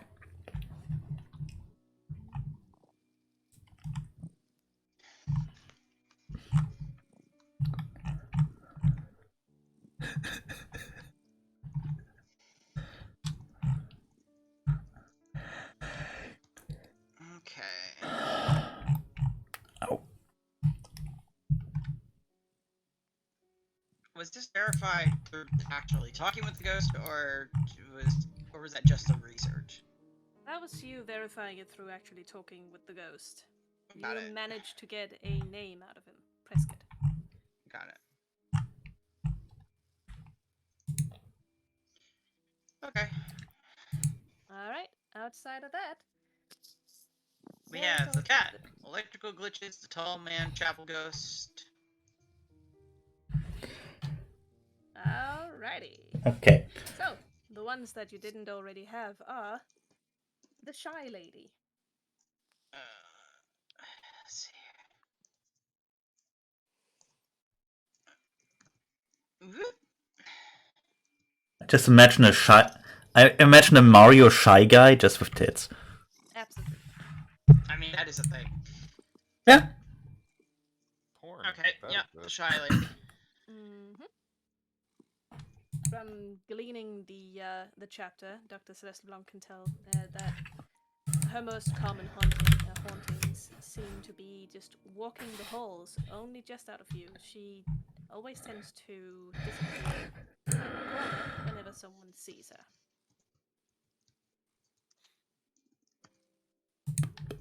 Kinda lame, not gonna lie.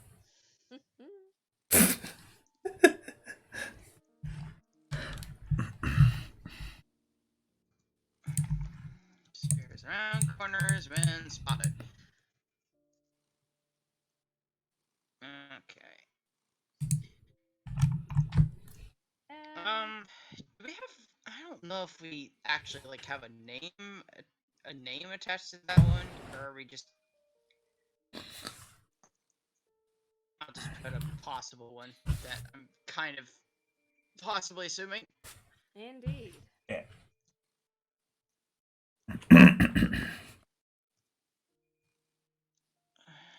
Okay. And the shy lady. I thought I had that one. That one I feel like I knew. I don't know why. Yes, sorry, that's me. That's me confusing the notes. That one you do have. It's not in the book though. No, it's okay. All right then. Oh, that one's not. Okay, that's fine. And then any of them other than those 5? Yes, indeed. The book notes exactly. Just count them again. Make sure that I have everything correct. I have 5. Be sure here.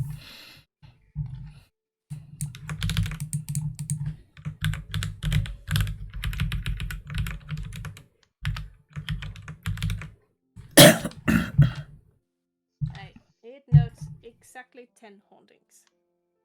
Okay. The ghost cat, Mhm. the fat lady, the hanging priest, The fat lady. the thin man, the siren, Peeping Tom, the white ladies, the butterfly spectre, the crying children, and the bride. Fat lady. Can I- Spectre. I'll write them down Can- here for you. Yeah. I wish to look in the book. I When wish I to am touch the finished. book with my little hands. When I am finished. When you are finished, fine. Touch it with my hands.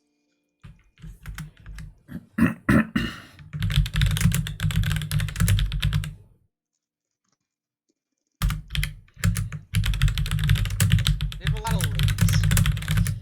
A lot of A lot of ladies. lady. A lot of lady ghosts. A lot of lady ghosts. Lady Uh, ghost. The That hanging, definitely the hanging, doesn't bode super that- well. The hanging priest is the chapel ghost, right? Yes, indeed. And you glean from the chapter that he is mostly seen walking the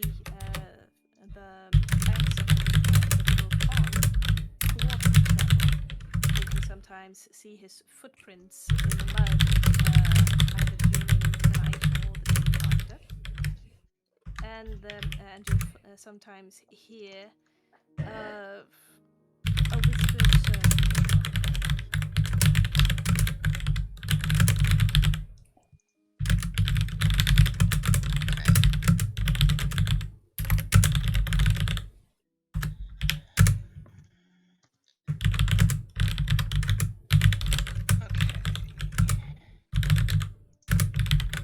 And I will get more of those later. Alright, There you have him. perfect. Hanging priest, Thin Man. The Thin Man is Shadow Man. Alright. You can read through the book and find out.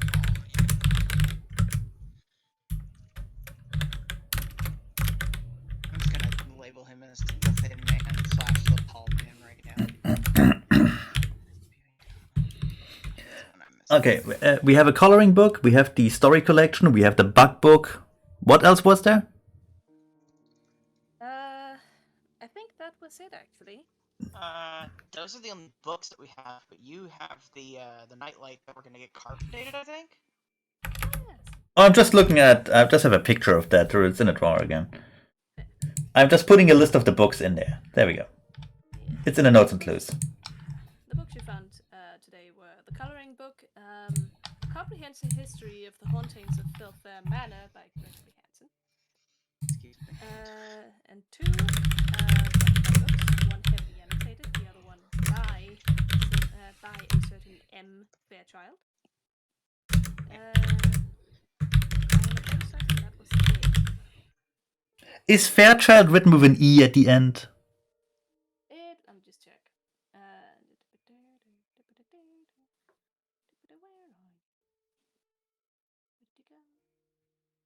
There we go. No, it is not. Lame. Did we have a description on? Do we have like a clothing description on the Shy Lady? The Shy Lady. Most sightings state that she's wearing long flowing robes, and that she appears to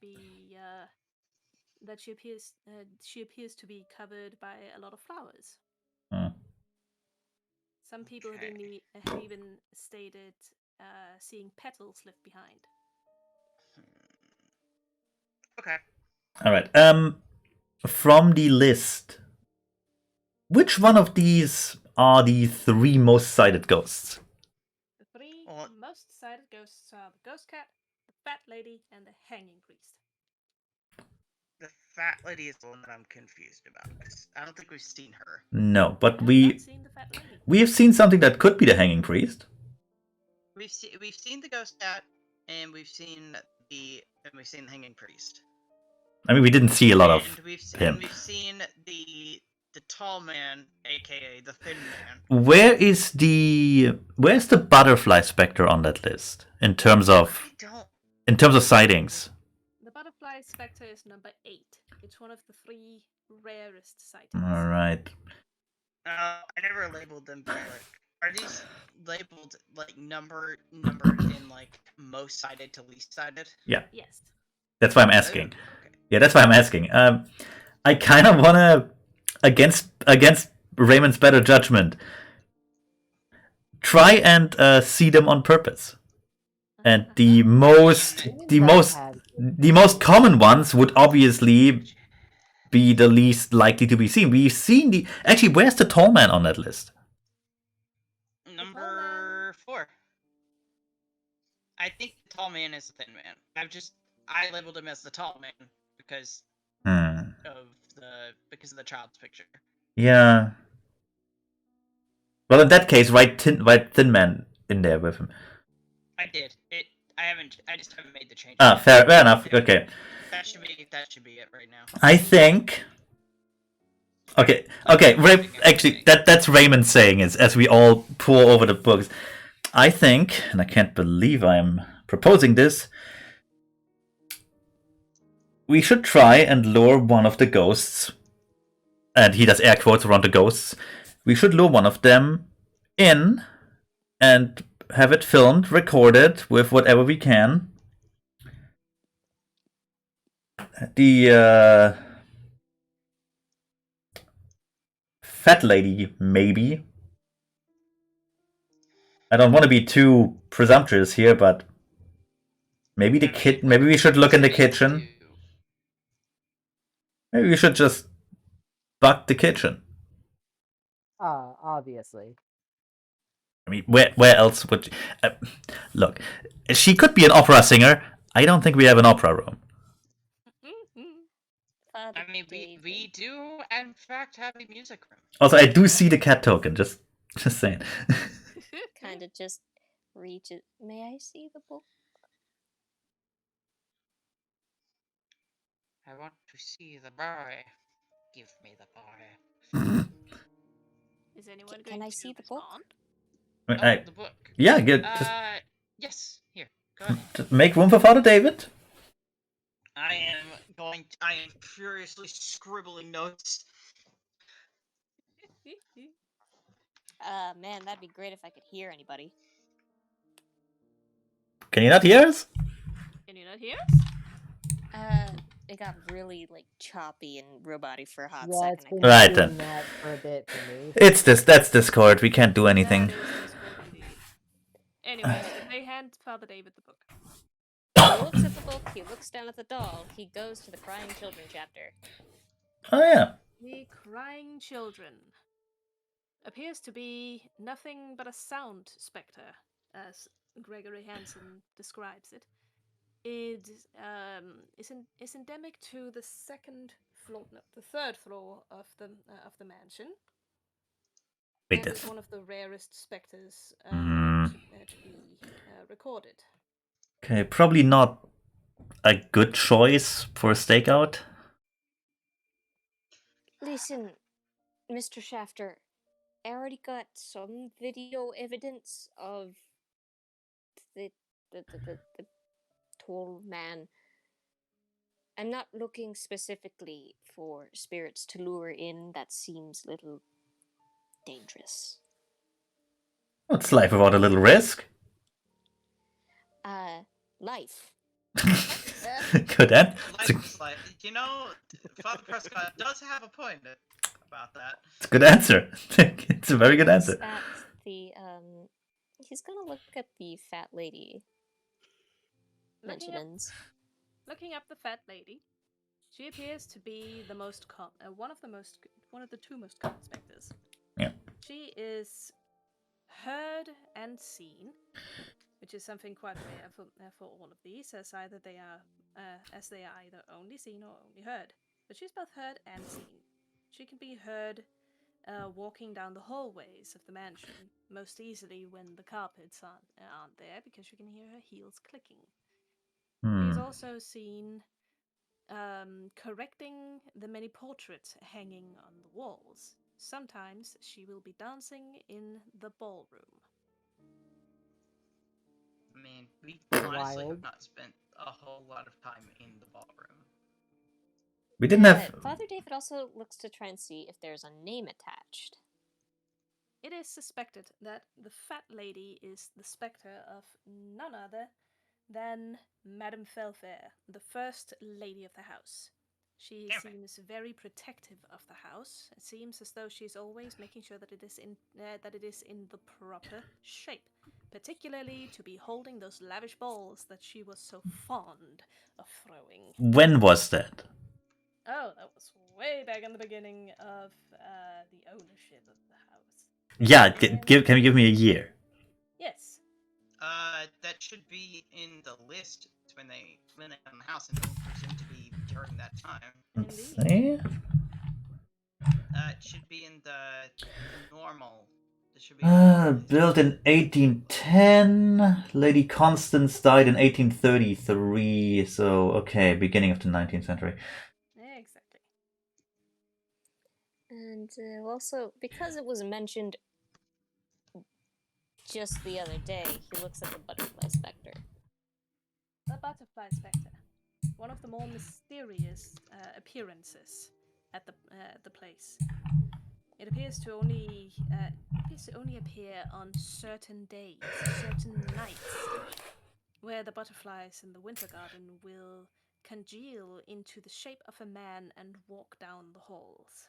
No one knows exactly where he's going because the butterflies dissipate before he can get to his destination. He is by far one of the most visually striking appearances, and only a handful of people have seen him. None have been able to properly record him. All right. Two things that come to my mind. First, the crying children are endemic to the 3rd floor, not the one where their room is. It strikes me as a bit. Hey, you're right. Yeah, Kind of weird. you should look into that. I want to know what happened. David gets a very fervent shudder. Second, David should roll idea real quick. I'll wait. Okay. I'll wait. So the only one that we know that I have, the only one that I have that we don't know of at least, or that we don't know which of these actually fits in it, is the shy lady, which is the one that walks the halls just out of view of everybody. I mean, presumably she's very shy, so. Indeed. I do so good at the idea roll. I get good shits. I do so very good. Father David gets a chill running down his spine as he remembers from that one night they had a stakeout and they saw the tall, shadowy man in the butterfly peacock room.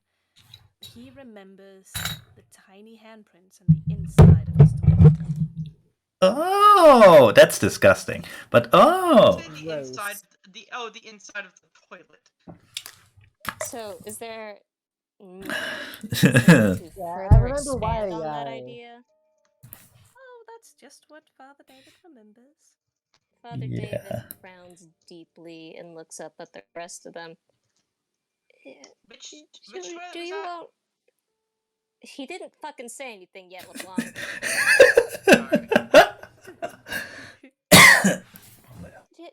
Do you all remember how there were children's handprints on the inside of the toilet on the 3rd floor?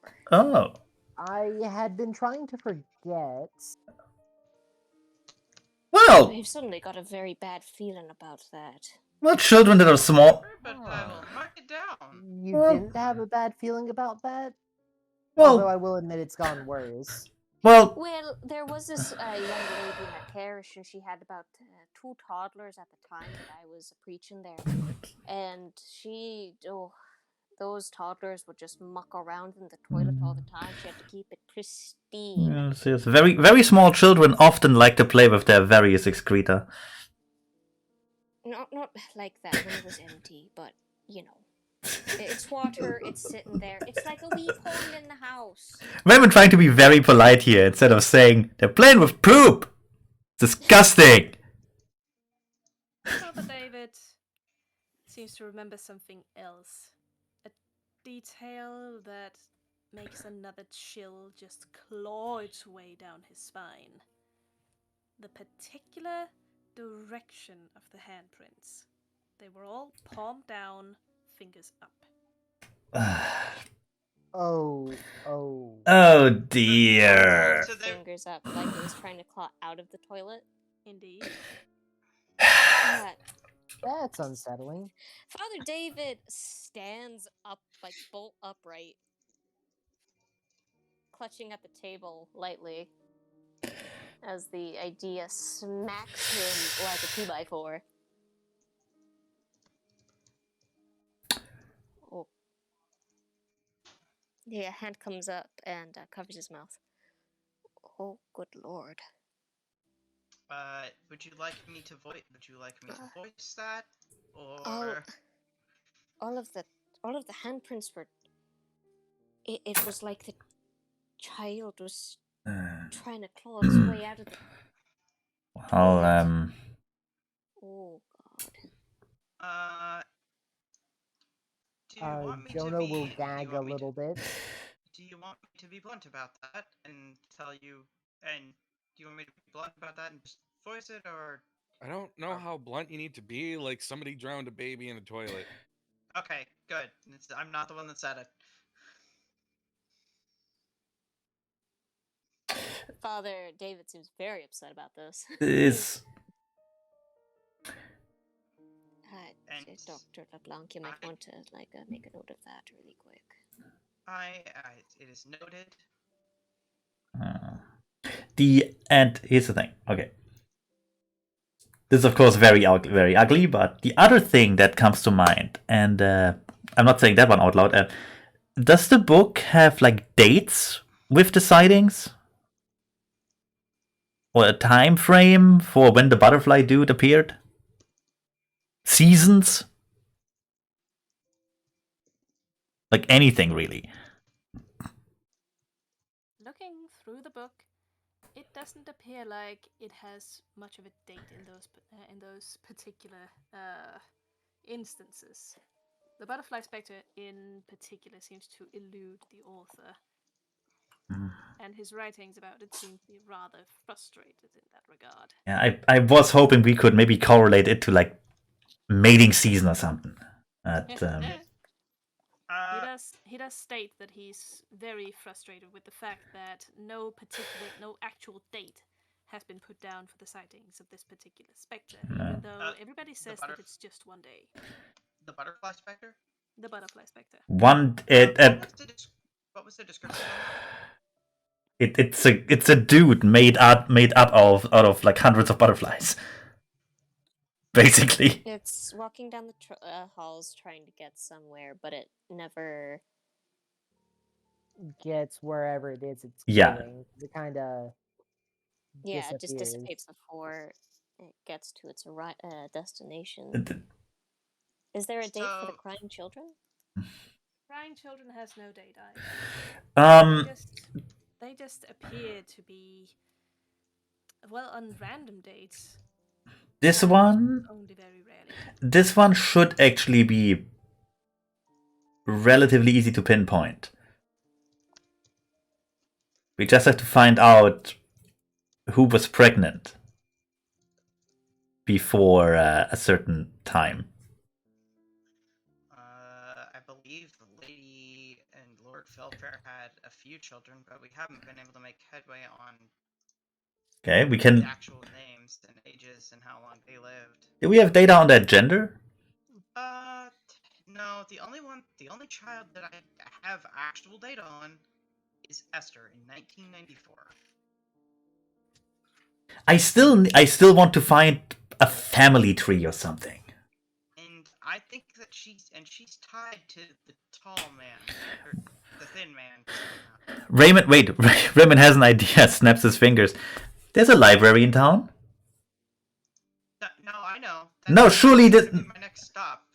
No, I mean, surely that place of all places would have a record of the former inhabitants of this place. That's kind of what they were there for back in the day. You've tried that before, and I'm going to produce the book of records of like lords and ladies within the area. But you just have that on you. Well, yeah, Quincy gave it to her. Well, I wasn't there. That's fair. I've been going through trying to make headway and connecting the dots, but I haven't. All right. Come up. Namely, this book. And points to the hauntings. That's entirely fair. So you haven't really looked through the list of inhabitants then. Continuing on that line, I have a feeling we're not looking at a single drowned child. I think we're looking at multiple. That would make it easier to find out, as macabre as that sounds. You would think so. Most people Involves- most people don't get pregnant enough to carry a baby to birth without anyone noticing. Especially not twice. I know. Yeah. Unless you like hide them. Could also be a miscarriage. I mean, But- one, it's not that Hmm. hard to hide a pregnancy if you know what you're doing. Two, I don't think we're gonna find very many records of a baby that got like a high school bathroom abortion. Father David's face scunches up in a very particular way.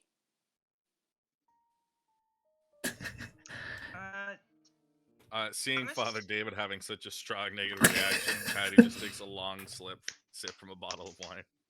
I love the bottle detail. Morphos. Anyway, about the butterfly. Does it say? Sorry, I'm on a. You're on a tangent. Yeah. The butterfly specter. Does it typically come from the garden room? It does indeed. That was my A question single too. Sighting of the butterfly spectre has started out in the winter garden. Yeah. All you gotta do is put a fucking net over the doors. Okay, Fuck. what we're gonna do now? But speaking of the butterfly, dude, I actually have two questions. First one, when he leaves, is there a mention of the direction he goes in? Is it always the same? It I does mean, I would indeed assume- appear to always be the same. He's always Right. following the same path, but he never gets to where he's going. Where does Butterflies disappear before he do. yeah About where does he disappear? what yeah in what direction is he going when he disappears? Like cardinal direction. He is going from the north, where the winter garden is, south down the hallway, and then he will always make a sharp left for him, going towards the entrance hall. Eastwards. Trying to get the fuck out. Here, he's Yeah. trying to get over here, correct? Exactly. I didn't see that. I need Just to thinking make down a here. phone call. Yeah, the entrance hall. Mhm. Do I have Quincy's number? You do have Quincy's number. He gave it to you. What time is it right now? Right now it is I want to say just before noon. You guys have been at it since about 8, 9-ish. Yeah, since- we normally wake up. All right. Second question. The book said that people are saying that the butterfly dude only appears one day. Does that mean it's always the same day? Or he's That is just exactly what Gregory Hansen hasn't been able to find out. Ah. Because no date has actually been written down, and it frustrates him greatly. It frustrates me too. That guy was obviously useless. Anyway, this is a wild theory, but Butterfly Dude trying to go straight south. The Blue Morphos trying to go home, maybe? It's possible. They don't exactly. I have another theory, but I need more records. Those I need more kinds people. of Yeah? do those kinds of butterflies migrate? Blue Morphos? I don't think they do. I need more records. The entomology book might have records on blue morphos though. Patty takes the cue to, like, with the bottom of the wine bottle she's drinking from, push the two entomology books over to LeBlanc. Why are you I- drinking so early? It's just wine.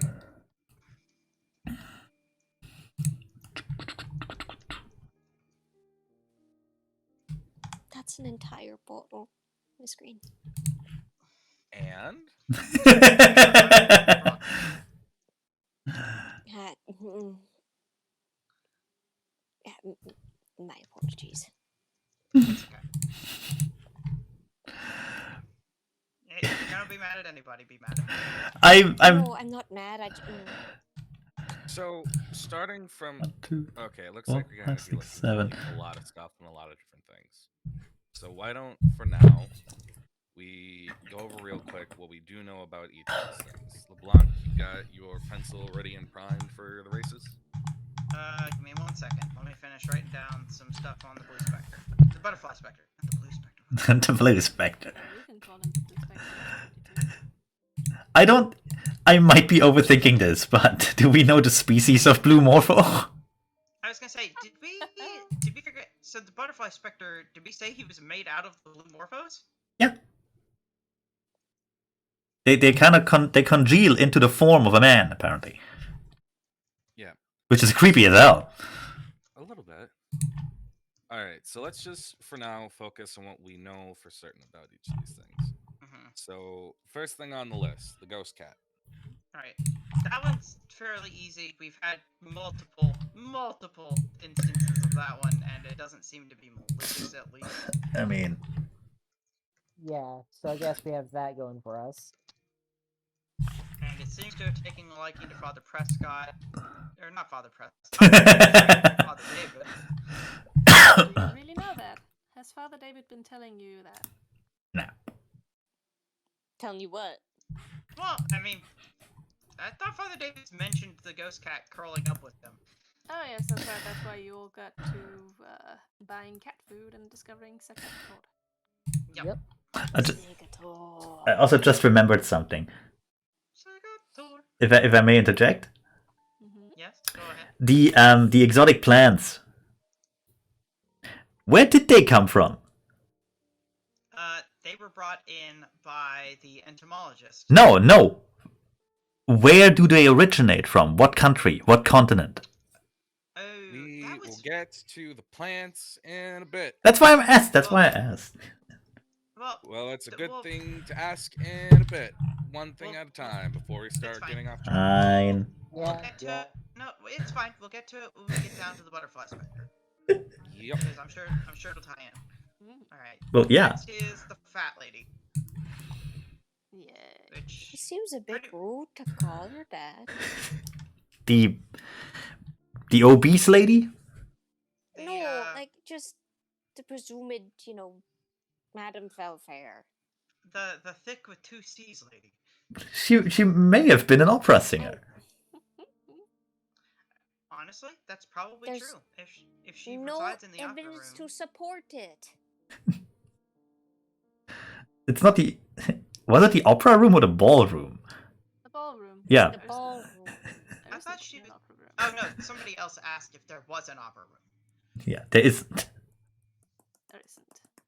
Okay. There is the music room, and that's the one that Jonah's in. Patty will start tapping her bottle on the counter.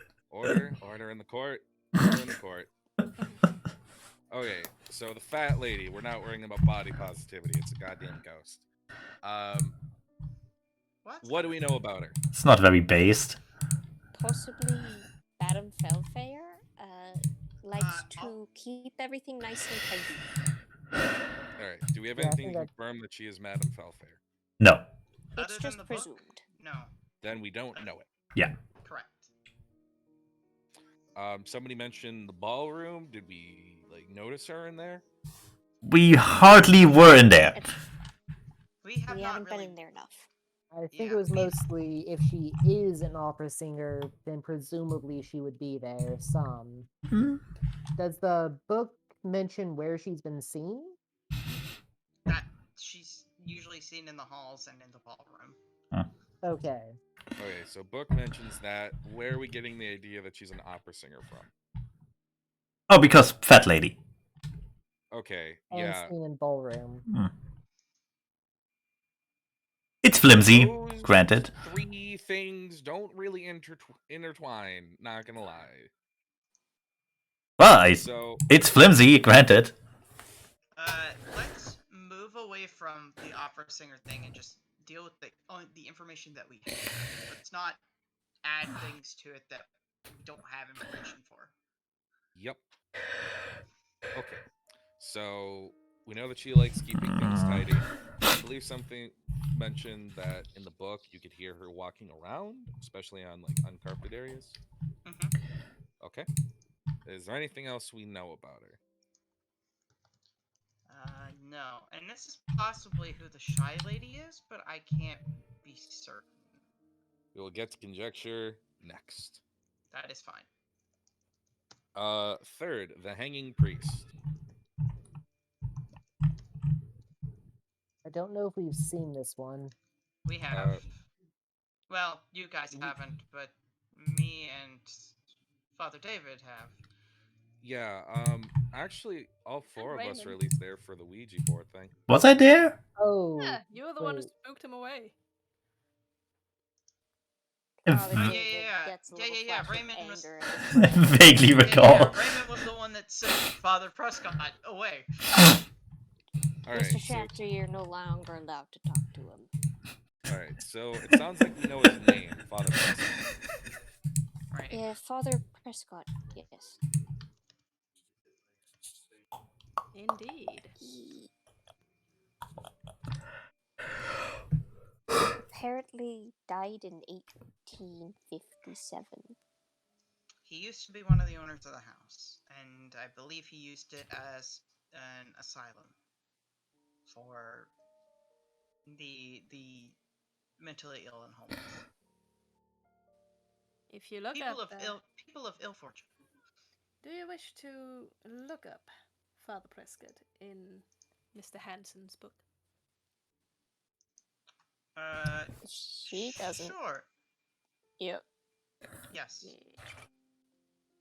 The hanging priest appears indeed to be the ghost of a certain Father Joseph Prescott.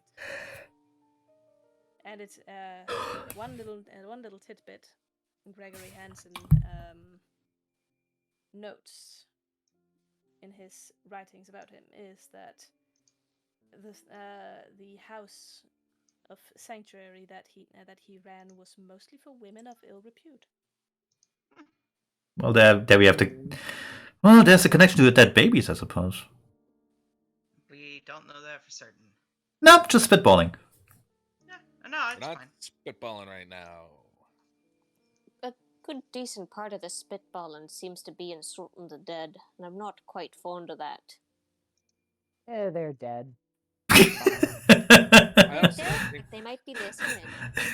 that's true. Also, we can't really deny that a lot of these people probably died in not super great ways. Speaking of, the hanged priest. Why did he die the way he died? Suicide? Was he forced to do it? Do we have any info on that? We don't have any. We don't have any information on that. Just that he was found hanged in the chapel in 1857. Yep. That could mean a lot of things. He may have been lynched for all we know. Right. Okay. So we spoke to him. We know we can try and talk to him again with the Ouija board, hopefully. If I'm not there. I lost some notes. Hang it. Control Z. Notes? Control Z. Oh. No, it's just I think they got saved over. Great. Okay. It's fine. I'll fix it. All right. So he ran an asylum. He died in 1857. 1857. Okay.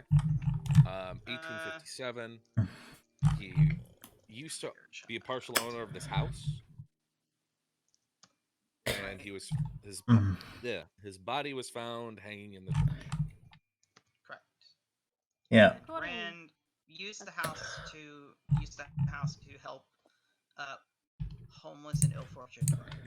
And According he to- can't be that bad if he doesn't like Raymond. Yeah. Also, someone overrode the changes I made in the notes and clues. So. I'm sorry. What That. happened? Yeah. Let's just leave Mara in charge of the notes for now. Yeah. God damn it. Let's do that. Here, Either let me- that or get let a me Google fix- Doc. Let me fix the stuff that I added in, and then you can add back in whatever you add. I think that's where the confusion was coming from. This is starting to give me a headache. Not gonna lie. Oh, What is giving you a headache? the note reading, I think. The thinking? Shut your fucking whore mouth. You okay? I'll be fine.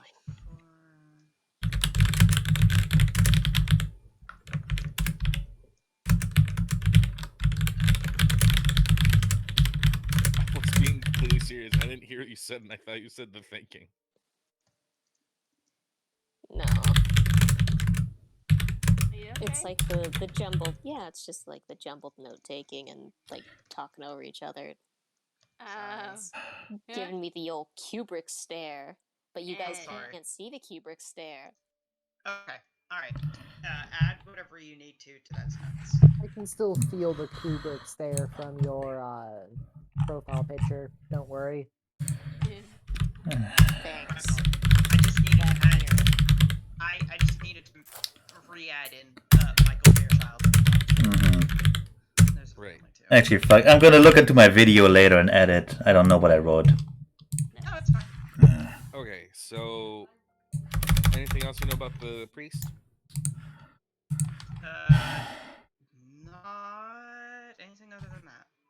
Okay, moving on next, the thin man, right? The thin Right. man indeed. Or Let's flip to his section in the book.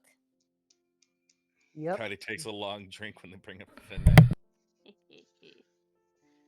The thin man, it says in the book, is assumed to be the ghost of Lord James Fellfayre. He manifests as a tall, skinny man worn down by heavy chains. And Mr. Hansen, of course, theorizes that these chains symbolize feelings of guilt or entrapment. okay, never mind. This He is not manifests in the on the second floor, mostly in what appears to be his old study, the master bedroom.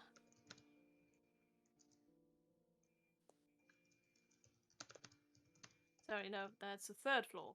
Third floor, old study, master bedroom. He's mostly seen shuffling around old papers, sometimes leaving books open, and most notably, he almost never leaves his room. So Tommen is presumably James Hansen? Sorry. I think I might have misheard something. Yes. The tall man. I need to readjust this now. The tall man is not the same as the thin man. I don't think. Tall man is not Shadow Man. Let's make it two separate things until we got confirmations. I'm working on it. Ugh. It's the number lock. I'm sorry. I'm gonna crack my head open like a fucking egg. Aw. You can see why I wanted to do this, Coops. All right. Imagine There how you bad go. this would get if we just left it. Yep. Oh, comfort me, creature. Also, the thin man seems to mostly be an auditory spectre. He's almost never seen, always heard. Actually, instead of labeling you as the, I'm gonna let you. Yes, I'm gonna label you as the tall man. Okay, so we don't really know much about the thin man, from the sounds of it. Right. Not a whole lot. Okay, Sticks to the third floor, right? Third floor, yes. Sticks to In the master third bedroom. floor and study. Doesn't leave often. Third floor study. Mostly auditory. Got it. Okay. alright. Then, on to the next, the siren. We know nothing of this one, I don't think. The That's book! what you think, at least. The book? The book says that the siren is an predatory spectre that seems to haunt all of the plumbing in the building. She's heard whenever water runs. You can very faintly, if you listen carefully, hear her singing as the water runs. It is, of course, most audible when in the shower, as you are surrounded by the water that she presumably haunts. Huh. Are we The sure? song is too inaudible to make out any proper lyrics, but she seems to be singing about reaching. I think that I may have come in contact with this one, like close to when we started the series. Yeah, at least one of us heard it, but I don't remember who. Probably. I think it was me because It I has went to been take so a long. bath. Because I went to take a bath in one of the things, and I think it popped up. Maybe. Indeed. Are we sure it's not a manatee? How dare you? But what? Is there a designated area in the mansion where the water comes from?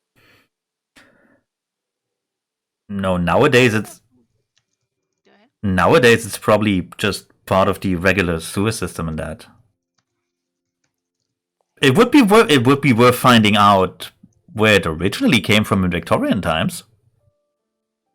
All right, so I'm noticing a lot of really good questions that we should be asking, but we keep getting distracted by that.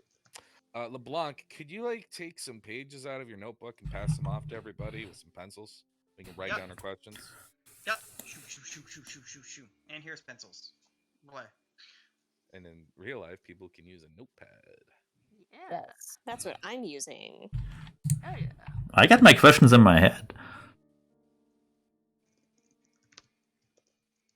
I'm sorry we can't all be fucking gigabrain 4D champion chess players like you. No, there's only one question. Oh. Keeping it simple. Yeah, simple and streamlined. Exactly. What's your question, Raymond? What's the deal with airplanes? Where does Ghost go? What the airline food is? Actually, I just want to bring it back around to the first thing I did this whole game. That's time. Airline food is too plain. That's the deal. Shut up. Boo. Okay. So creepy water ghost, got it. Yeah. 6, the Peeping Tom. I hate this one already. Makes me think of the portrait we saw when we were investigating the attic. Yeah. Oh, do you mean the handprints outside the window? Oh Chicken, what's yeah, the that Peeping was a Tom? thing. The Peeping Tom. This particular one, Hansen seems to have done a lot of research on. He writes how it is a spectre mostly felt. It is not particularly seen or is it heard, it is always felt. It is feeling a sensation of being watched. And true to its very off-putting name, it seems to go after young women.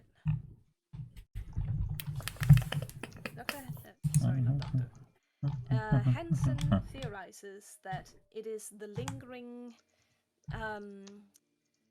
shall we say, desires of a certain Blithely Bedford, who owned the house between 1859 and 1899. Need them already. Not a whole lot is written down about. Hund, can you add those dates in for like the regular history notes? I'm not touching any of the notes while you write. It should be fine. No. I'm doing this later after I watch the video and find out what I wrote in the first place. There we go. I'm just writing it down for you.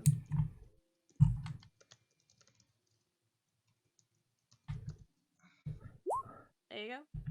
Blithely Bedford. I don't like that name. He was a local noble who took over the house with his extensive bit of money relatively soon after Father Prescott, as a matter of fact. He seemed attracted to the house for reasons, and Hansen theorizes that he was eager to take over a house where women of ill repute had lived and might be attracted to again. Got it. When Creepy did fucker. the priest die again? 1857, which means the house was unowned between 1857 and 1859. Right. I'm just We are gonna have to later make something more of a timeline for this. yeah. That is what I'm doing right now. Yeah. You can put up like a little whiteboard or something. Just make a couple of Venn diagrams that overlap each other until no one can read anything anymore. So where everything is connected by string, of course. Yeah. Perfect. I will make a cork. I will get a cork board and some red string. Yeah. All right. So blithely bedboard, piece of shit. I'm ready to fight a ghost. I was David, born ready for that. I've been waiting. David, if I like coat my knuckles in like holy water, does that mean I can punch ghosts? I would have to consult the book. Isn't this the same principle? I think you have to have a silver ring with a cross on it, except that might be werewolves. I don't remember, but when I brought up using water pistols with holy water, was that shut down or not? It was not. It was not shut down. In fact, There you go. LeBlanc ordered water guns. There you go then. Also, I think Oh, sorry. I'll be right back. Sorry, Father my cat David is rolls screaming. a little vial of holy water across the table at Patty, giving her a firm nod. All right. Find out. Wait, hold on. I don't even have to like get it out of the bottle. I can like duct tape it to my hand like a pair of brass knuckles. Yeah. Is that a glass vial? Because in that case, I would advise against it. Well, it's a ghost, so I'll just like the glass in my fist will go through it, but I'll still be punching it with the water. That's actually really smart. That's how that works. No, that's actually really. That's really smart. Tell you otherwise. Miss Patty, if you're feeling like you're being watched by Mr. Bedford, how about you just kind of flick the water in the general direction you feel watched from? I'd rather you not try to go hand to hand with a fella who went hand to hand with many a young lady. Look, if I just like if I feel like I'm being watched, I'll like sure splits water. But he grabs my ass, I'm gonna grab his tongue out of his fucking head. I don't know how if he well gets that'll close work with enough. ghosts. Promise me you'll be careful, Miss Green. If he grabs my ass, he'll be close. Then I'll be close enough and strong enough to bite through his neck without stopping. Yeah, that makes sense. That makes sense. Yeah, A little get icon that. pops up in the corner of the screen. Okay. Father David will remember this. That actually fills in the gap between Father Prescott and Michael Fairchild. Nice. The book also We also do need to get an air humidifier to start putting holy water in. If it works, I guess. Can we do that? We're gonna have to ask Father David about that. Anyway, Listen, Father David, I'm not a wow. scientist, but we really need to test a lot of holy water theories. Yeah. Okay. Okay, we're gonna put a pin in that. We'll add that to the list of to do for house renovations. Sprinkler system. Next, the white ladies. Alrighty. You don't want to hear more? Okay. Oh, there's more? Yes, I was trying to tell you. I was trying Oh, to I'm sorry. tell all of you It was just Margaret talking who over did. each other. I'm sorry. We were giggling. Yes, you were. Peanut gallery. We're gonna have to end shortly. Nah, I'm kidding. Anyway, Anyway, a little bit more about Blithely Bedford, just to, really get the vitriol running. He was a local noble who appears to have been pretty much scratched out of all the family portraits, as it were. The ones that remained of him had him as a hunched over and honestly pretty sleazy looking fella. Long hair, early male pattern baldness, clothes always a bit too big for him. He seemed to have a rather miserly approach to clothes shopping. Aside from that, he also came into money, outside of his heritage. He came into money by starting a profitable whaling company, and Mr. Hansen has included an old flyer for Bedford Oil in his material here, which exploited its workers so he could corner the market with his low prices. That's very American of him. Awesome. He was quite American in that regard. Well, more I don't know exactly what it was, but anyway. Yeah. He also poured a lot of money into restoring the manor after it had gone to decay more and more during the years that Marcus had had it, and he did so with a lot of lavish furniture and materials. Although records show and tell that he very rarely used any of the rooms himself. Instead, he would use them he would use them to house the different women that he invited into the mansion. Basically, they would feel as though they were living alone in the mansion while he waited on them hand and foot, like an invisible servant, and watched them through holes he drilled in the walls.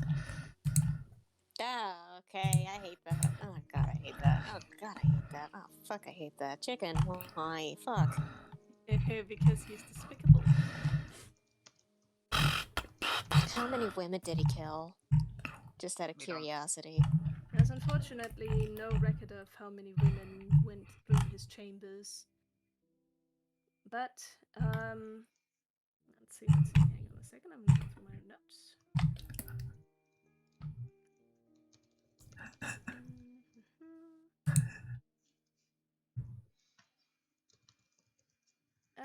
Yeah, it never does. It never does say how many women he put through this experience. But he would typically only have one in the manor at once. Yeah, I don't like this. It also states How many? Well, doesn't say. Doesn't say how many. Oh, how many women were in the house at once? I was gonna ask the rest of the question, but you still had more to say. Please continue. No, go ahead. How many didn't come out of the mansion again? It also doesn't say. God damn it, Hansen. I can't wait till we find the ghost of Hansen, because then I can grip him very firmly by the ghost neck and shake him. I mean, it's not No. his fault. He's just This writing stuff fucking down. nerd. So, considering the era, that means he could have murdered literally all of them, or none of them. Either way, he'd be able to get away with it.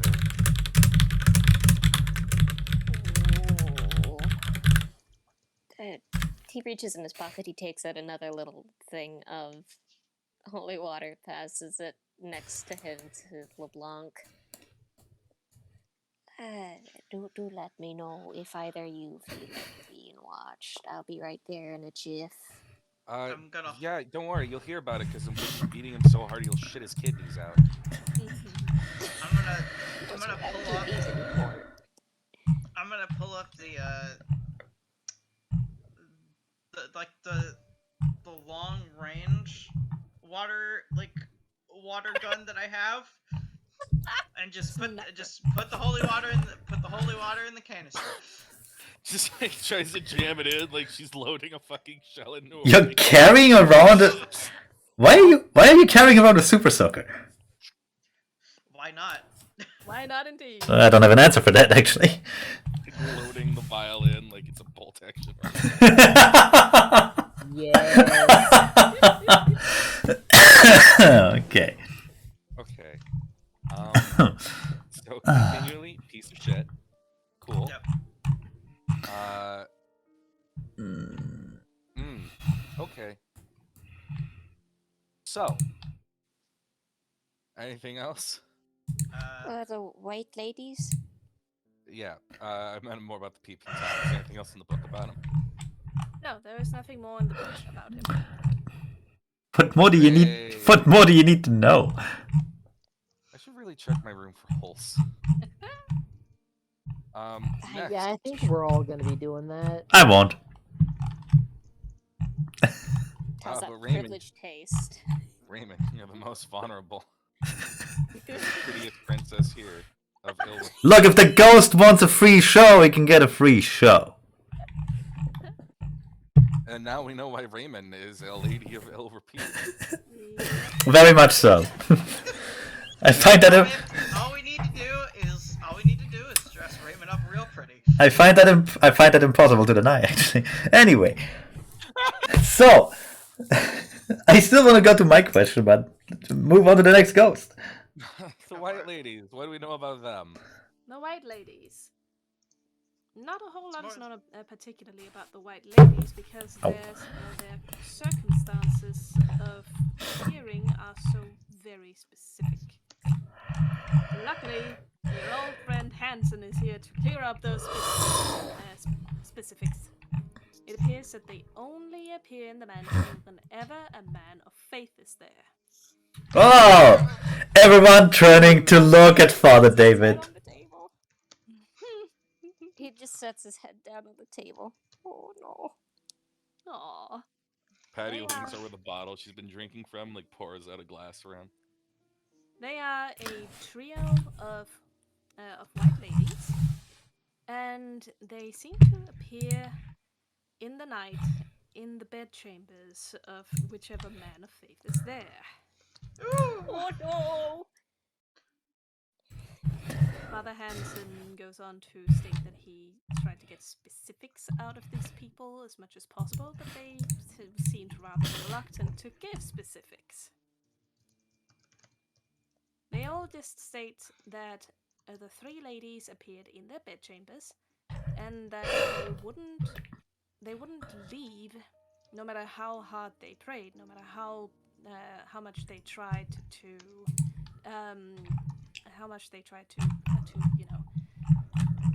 exercise The them, ghost get them out of believe. there. Exactly. Their faith apparently didn't work upon these three ladies.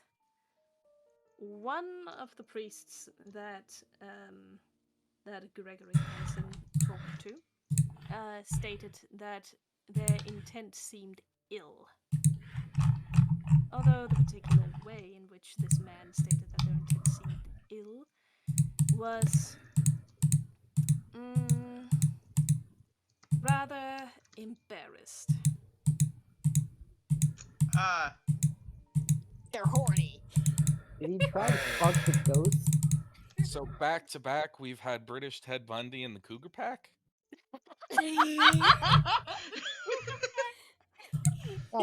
Fuck. That's terrible. I don't. How dare you say something so controversial and yet so true? How dare you say something I hate so much yet completely agree with?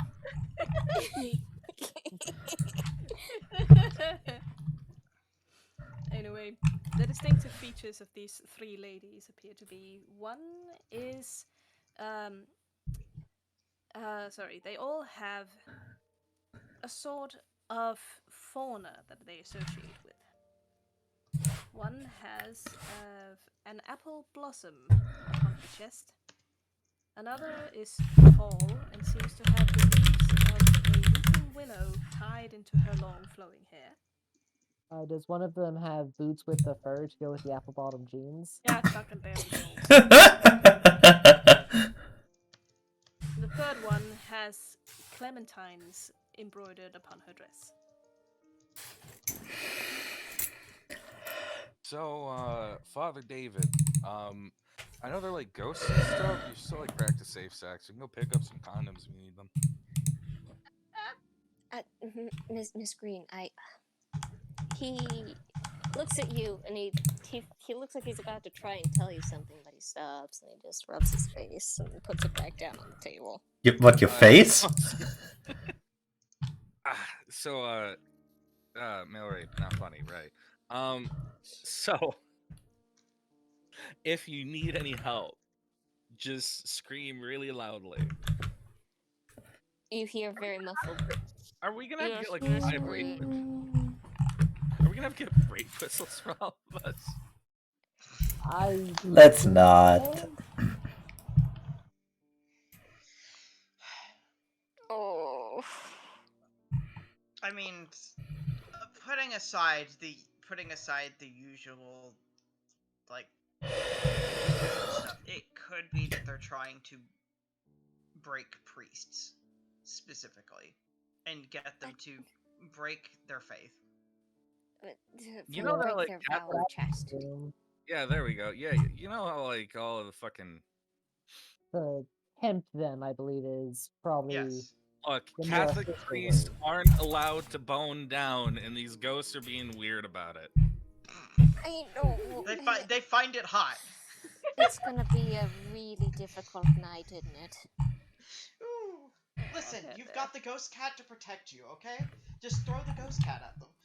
I would never throw a feline. You The very duct thought. tape the vial to your hand, and you say hose down, and you just give them the good old fucking pimp handy.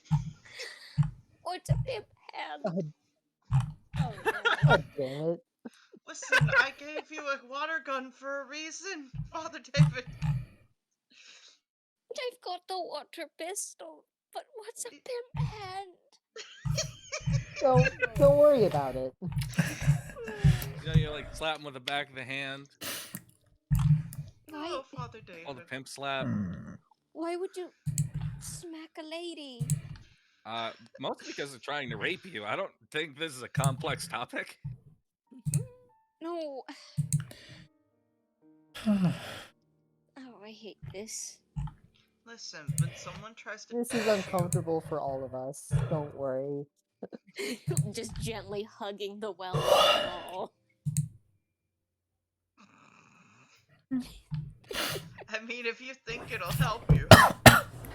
Well, he's a charming lad. Look at him.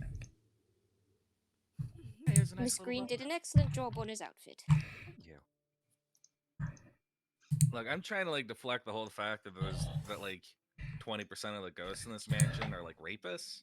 I'm sorry, there's like 3 of them, so that would like a third of the ghosts in this mansion are creepy rapists. But in all seriousness, do you want to like pull? Do you want to like pull our beds down in like the same room or something? Ah, there it is. I would probably encourage the 2 of you, and he points from the back to Patty, sleep in the same room for a period of time. Sure, that means there'll be like two bad bitches and 1 ghost, but you're still like 1 guy trying to fight off 3 cougars. They have experience on their hand. Listen, Alright. I It is gave you certainly two. the kind of experience that To be fair, you I didn't don't give Father exactly David have. just. I didn't give Father David just 1 water pistol. I gave you 2. And Yeah. I don't really think he's gonna be rocking out akimbo. Father David doesn't have like Rambo vibes. And even then, that means he can shoot 2 of them, but the third one's gonna get him. I don't know, Patty. He does like the Beatles. Alright. It says nothing in the book about the 3 ladies particularly forcing themselves on the men of faith. It just says that they seemed a bit feisty. Horny? I'm Horny? not gonna Well, say that. like I said, I will totally fight 3 old women ghosts if you're willing to like throw down with the greasy molester. I would Like we can do a tag 100%. team. We can do like a tag team fight. I'll throw down with Bedford if I must. And good lord, do I hope that I won't have to. But I most certainly will, and he's going to have to catch the hands of God. Okay, but when you throw down with Bedford, what you're gonna need to do, and this is very particular, you're going to need to rip off your shirt in half. I don't. That will only make the white ladies more powerful, though. Yes, you would be playing into their hand. And then that would make it a way harder matchup for you and me, LeBlanc. Are we I don't assuming want you're that? Are we going to assuming have- me that without my shirt on. Are we assuming that Bedford and the White Ladies are gonna team up on us at the same time? I mean, Yes. yes. If we like try to like have 3 people in one room, they're all gonna eventually end up massing, right? So it's better to have like a 3 versus 4 fight than like 2 fights that's like 2 versus 1 and 1 versus 3. Well, maybe the ladies wouldn't quite like Mr. Bedford. Maybe they would fight each other. That's a Yeah. suggestion. Hey, 2 ghost fight. Hey, ghost fight. I would not want to be there for that. With how long they've both been here, I'd assume that they have squared any beef they have. Is You're that like, where we they get- just want avoid similar each other? things. You get the ladies. We get men of faith. We stick to our areas. We stick to our lanes, and we don't cross them. Listen, I'll throw down with any creep. I'm not having any of yous in danger. I feel like Father David has a hidden boxer in him. Well, there was that piece of art that Connor so kindly asked me to do with Father David in wrestling shorts. Yeah, Mm, I can we remember. have that one again, just real Uh, quick to refresh our I memories? need that posted again because I don't remember this. Exactly. Listen, I'm gonna have to look for it. You're gonna have to be patient. That's fine, but you do have to look for it. I'm looking for it as we speak. Now, what's next? Next is the butterfly specter. Ah, yes. Okay. You already got that one. We kind of already went over that one. Yep. And then the crying children we've sort of talked about. Indeed. Yeah. Confined to the 3rd floor. Gregory doesn't have a whole lot of information on them, except that they appear to be an auditory spectre. That only seems to be the very thin and young wailing voices of little children. How young? Very, very young. Newborn. Oh no. No. Indeed. It's gonna be a no for me, dog. Mm-hmm. Anyway, it's confined to the 3rd floor, particularly the plumbing system there. Although they are such a rare occurrence that Mr. Gregory Hansen didn't actually get to experience that haunting himself. Oh, Good. I found it. Good. Show it. Delete. Alright, scrolling up. Try Jesus, not me. Where did he go? Ah, there he is. Yes. Wonderful. There we go. Yeah, get his ass. Remember when you all thought that Prowley was like the worst thing that could be in the mansion? Yeah. Yeah. I like how on his boots it has thy cane and thy staff. You wanted that detail. You asked That's right. specifically for that detail. Shamrocks Oh, and you're right. crosses on his boxing shorts. Yeah. Oh, I like And that his love by elbow says nature. love. Yeah, on the elbow. Love thy neighbor. Buddy Jesus on his chest. Yeah. Yep. The buddy Christ. That's what's awaiting blithely Bedford. Oh, he just takes off his shirt and he's goddamn ripped. Yeah. I like to think that try That's what Jesus. I'm saying. That's what I'm saying. Scare blithely Bedford away. Just rip off your shirt, show the Jesus tattoos. Give him the Turns old out- love thy neighbor elbow. Yep. Turns Yeah. out the reason why Father David has so much money is because he moonlighted as a wrestler. Yeah, There's a and bunch of considering the bullshit fact about that we've never seen since we've never seen him without long sleeve shirts on, I would just imagine he has just full sleeve tattoos. I wonder what his Oh, wrestling yeah. name is. The right elbow of God? Oh no. Okay. So none of you try ever Jesus. Googled him. Try Jesus. So as have fun. music. Google what? None of you ever Googled Father David, so like No, he's the Boondock Saint. Exactly. So anyway, that was the crying children. Not a whole lot of info on them. Oh, by the way, I can't hear what anybody's saying because I'm currently like imagining wrestler David coming out to like the stage music of Try Jesus. Oh, I love that. That's the reason why you can't hear anything. I heard Father. Totally understandable. I heard Father David has an 8-pack. I heard Father David is shredded.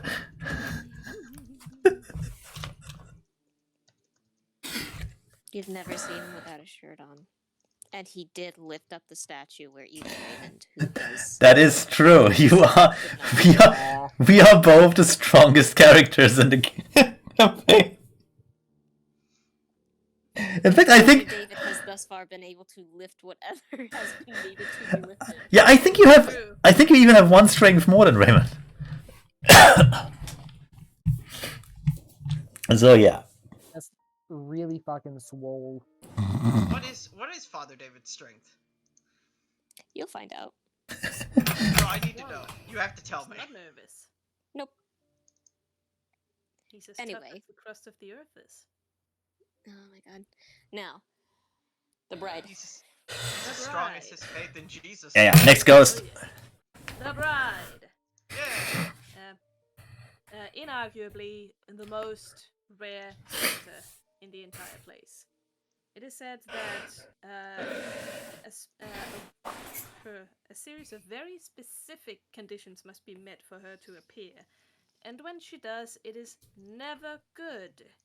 Anyone who has managed to see her and record their sightings of her have died. Alright. She appears to manifest in their rooms over 7 days. The first day she is in the door, and every day she comes one step closer. And, well, what happens after the seventh day is only presumed, because no one has ever survived beyond then. Of course, Alright. this spectre is, if it exists, the most deadly thing in the entire place. Because it is very unlikely that it actually exists. Gregory Hansen has not been able to find any proof that anything like this has actually appeared in the mansion. And if it did, he finds it very unlikely that anyone has recorded anything or told anyone about it. Because if no one survives, then how can anyone say anything about it? Does he have a list of the people who have supposedly died to this ghost? He has a list of the people who knew people who supposedly died to this ghost. Oh yeah, that's believable. Exactly. He not manifests. He theorizes that it is nothing but hearsay. However, the appearance of such a spectre correlates to one of the owners of the house, which he finds to be the possible source of this rumor. as there was rather a spectacular amount um,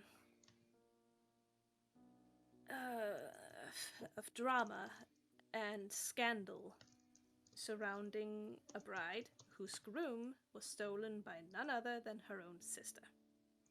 Oop. So, is there any details on the categories that must be met? There are apparently no real details there. Some people say that you must collect a certain book, find a certain flower or a certain ring, or even sleep in a particular bedroom with all of these items collected in the same in the same spot. No one knows exactly how you summon the bride. You also have to enter the Konami code at some time. Exactly. Honestly, Gregory Hansen states that he puts very little stock in this entire sighting, and thinks that it's mostly just made up around the time where ghost hauntings became popular to get more tourism to the town.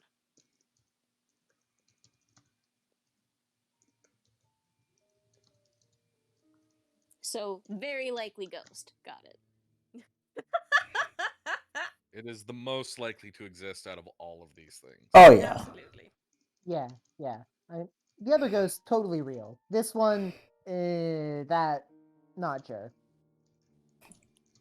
All right. And on that note, now that we're all gonna be fucking murdered by ghosts, I'm gonna go to the bathroom. Sounds like a decent idea.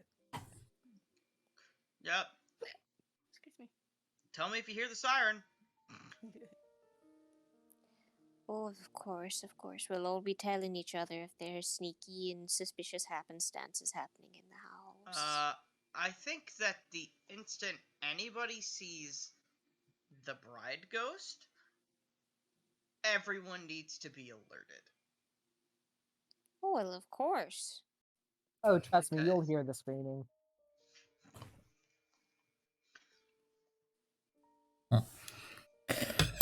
Also, why does the bride ghost have the bride ghost is very ring girlish. It's the 7 days. It is. It's a very Yeah. specific rule set, though. Oh, it's a good time frame. Indeed. Okay. Probably just a coincidence. Okay. Probably. So the only two that we know of, so the only two that aren't on this list that we've seen so far, or at least that we don't have, or at least that we haven't been able to connect to any of the ones on this list, is the Shy Lady, which Hopefully could not the be- bride. No, because the bride appears in doorways. Oh, right. Yeah, and the Shy Lady has been in the hallway. Now the Shy Lady could be the Fat Lady. Chicken. Do I have a physical description on what the Shy Lady looks like? Is she of a husky build? Generally, people who have seen her describe her as being, well, it's a little hard to answer that one precisely, because people mostly just see her walking around the corners of hallways, leaving petals behind. That's fine. Okay. Her robes are long and flowing, though, and it never mentions anything about her build. Okay. We'll keep that one to the side then. Still, with a possible the Shy Lady could possibly be the Fat Lady. Possibly. Yeah, she's just too shy for us to have much honor. Yep. The other one, and this is the one I'm most concerned about, that doesn't really seem to fit any of these. Is what I'm going to label as the tall man because of the children's picture, which is that tall, shadowy humanoid figure that we all saw. Well, everybody except apparently Mr. Shafter And I would call it the Shadow Man just so it's a lot easier to, distinguish from the Thin Man. That's fair. The tall man just sounds creepier. I don't care about which sounds creepier. Sorry to hurt your feelings on that, lass. No, it's Whack. fine.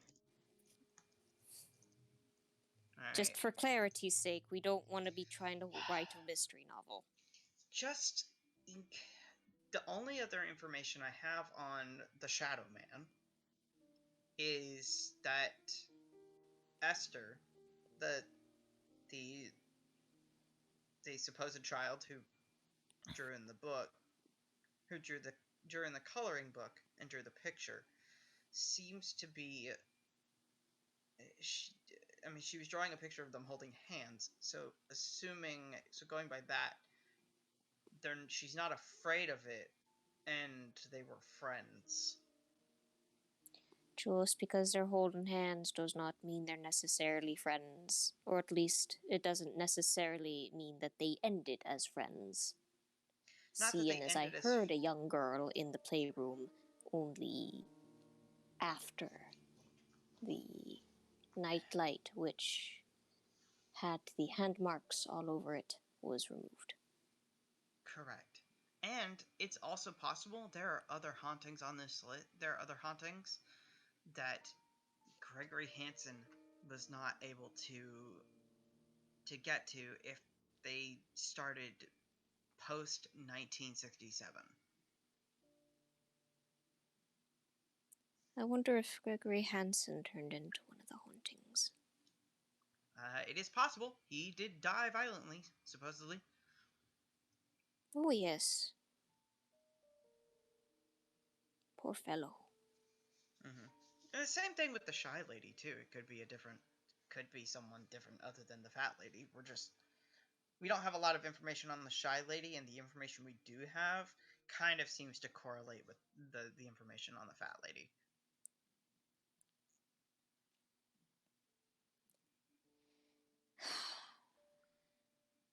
I know it's not. Honestly, the one that seems the most interesting, and the one that seems the least violent, that I think would be the best to try and check out, is the Butterfly Spectre.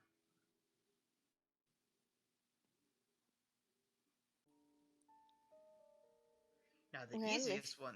Yeah, sorry, go ahead. No, it's fine, dear. You can continue. I was going to say the easiest ones to probably confirm are the Peeping Tom and the White Ladies. Let's try not to encounter either. Though I would say, instead, it might be slightly easier to encounter the spirit presumed to be Madame Fellfayre. Correct. Because she is apparently most common and would do things such as tidy the place. So if somebody were to, for example, be tilting all the portraits and mucking around... I'm just gonna go out into the hallway and just tilt a bunch of portraits slightly to the left. Oh, you piece of shit. Yep. Now that's going to make everyone seasick just walking by it. Yeah. I'm also going to take one of them and gently put it on the ground below where it was supposed to be hanging. Oh. Do note that Does she actually leave the room? Most of the portraits are on the second floor. I do leave the room.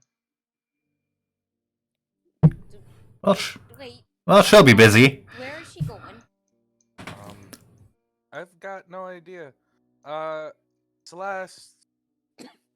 I'm already on the second floor. Celeste.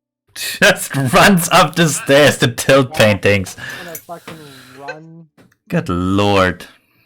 He almost forgets the doll. He takes the doll. We're going! Celeste, what the I will not. I'm tilting the paintings! Why? To trigger Why the are Fat you Lady. like this? To trigger the Fat Lady. Can I do my thing now? Yes, Yes, go for it. absolutely. Alright. Well, about the blue morpho.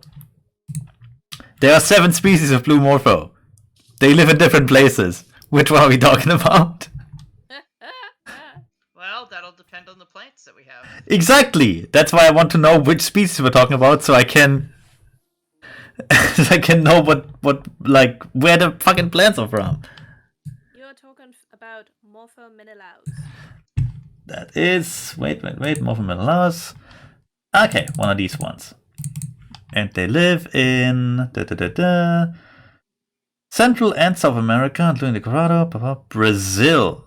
Okay. Also Mexico and Venezuela. That kind of makes sense. Yeah, so mostly Brazil and like Venezuela, I would say. Sorry. So if the ghost goes straight south, that probably doesn't mean he wants to go home, because Brazil is famously not directly south of Great Britain. Indeed. So here's my theory. My theory is that the blue morphos. The fact that we don't have, well, number one, I don't have any information on Michael Fairchild. It's a problem. I need more information other than just he was an entomologist. If he became one of the hauntings, it's possible that the butterfly specter is Michael Fairchild. But why butterflies? Because he's an entomologist. He liked bugs and possibly a particular kind of butterfly. Fair And enough. Depending on how he died, the butterflies may factor into that. It's possible that if he died violently in the Winter Garden, the blue morphos that were in there may have taken some of his blood. Okay, but why does he want to go straight south? He may just be trying That is to what escape. we're trying to find out. He may be trying to escape the house itself. But if that's the case, couldn't he just leave the Winter Garden to the north? Maybe it's not so simple. Yeah, exactly. Because the Winter Garden has a north door.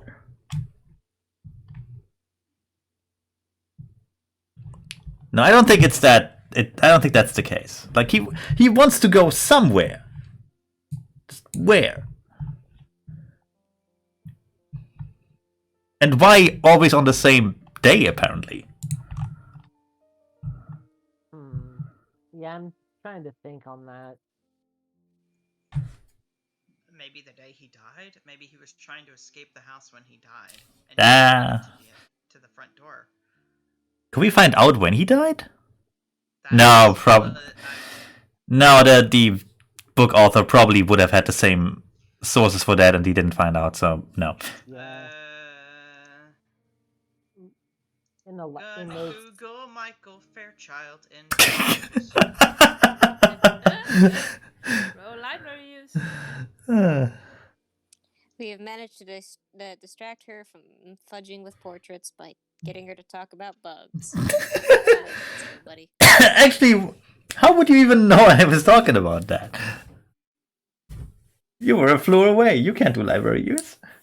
I thought you ran after us. No, I definitely did not. I don't give a fuck what you're doing with the paintings. Finding out how Michael Fairchild died has been on my list since we found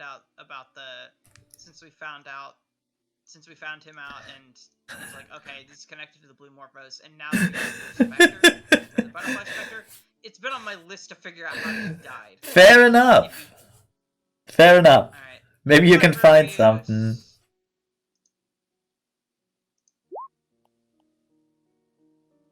Oh. You got it. Right. Okay. Oh, okay. It always says 1 on my list instead of the actual number. Then the 1 means you have a success. That's good. You don't need the number. Oh, okay. Exactly. Okay. Got it. Yeah, it just compares it. So, Dr. Celeste looks up Michael Fairchild and finds several volumes on entomology written by him. he seems to be a very celebrated entomologist. Wrote a lot of books on the subject.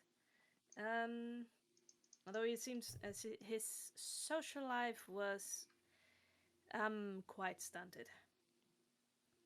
The ways of a scientist. Mm-hmm. Nerd. Unfortunately, many of his books were published post-mortem, as a lot of his discoveries were stolen by other people, partially due to his poor social circle. One thing that Dr. Celeste LeBlanc finds out is his date of death, 1920. It says that he was found dead in his study, apparently having suffered some sort of accident. Wait, in the study? Where's that? That is the room that I was looking at when I found the coloring book. Is that the room where he keeps coming from? No. Wait, you said 19... Did you say 1920? 1920. 1920. No, he's coming from the Winter Garden, isn't he? Oh, right. He's coming from the Winter Garden. That's a long way from where he was found. Though maybe not a long way from where he died. One thing that the article Dr. Celeste LeBlanc found notes was that his death was evidently rather gruesome. Not only was he buried by some books that had toppled over, but also his specimens which had been concealed behind glass. So he was found in shreds, with glass embedded all over, Shreds, you said. and butterfly wings scattered upon his bleeding corpse. Well, that's very convenient in terms of, finding out when he actually died and where. Well, due to his findings, he was and his nature as a celebrated scientist, information is rather readily available about him. Yeah, but what I mean is he could have been killed in the Winter Garden and someone moved him and just, strewn insects over him. Is there any information about anybody who was living with him at the time? Did he have anybody that he was in a relationship with? It doesn't say anything about any relationships, although it does note a daughter. What's her name? Her name is Rachel Fairchild.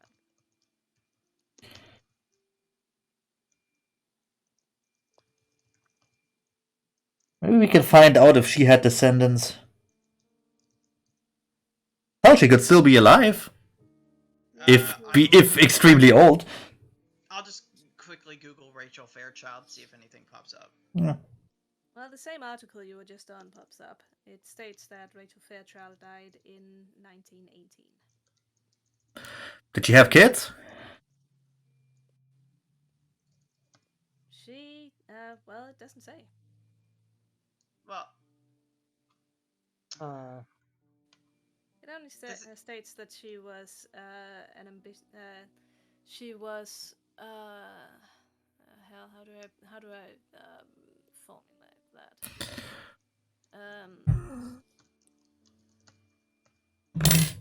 She had ambitions of becoming a singer. Okay. Oh, did she die? It doesn't say. I'm assuming that I'm assuming the article cared more about Michael Fairchild than it did about Rachel Fairchild. Probably. Especially if she didn't gain any notoriety as a singer. So She did not. Does it say like how old he was when he died? Let's see. Like, is it one of those shitty papers that list the age of everyone described? No. Damn it. We had to find competent journalism. God damn it. I was gonna say, did it say what age she was when she died? Because if she died young, then that could... It would have been an interesting point to add to the article. Indeed. Well, it was the 1920s. It was a bit before, clickbait headlines.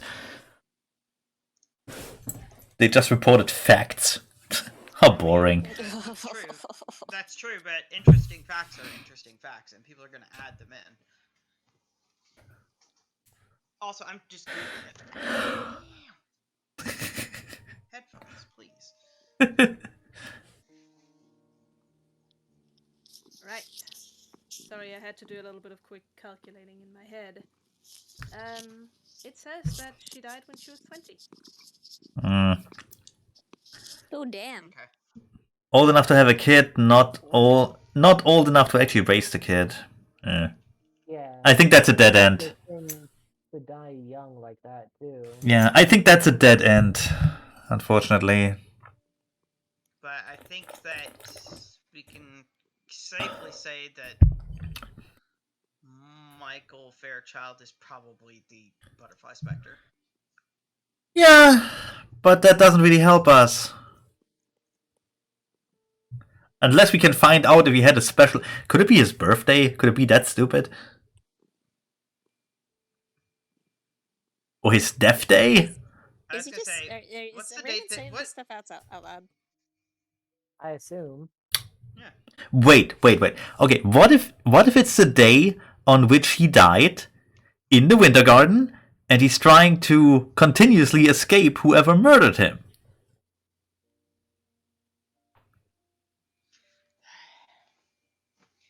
We just don't have information. Yeah, we have That's the nothing. problem. Yeah, exactly. We had nothing. Yeah, we got nothing. I mean, you can at least... I mean, we at least have information that kind of points us in the direction that he's the Butterfly Spectre, but...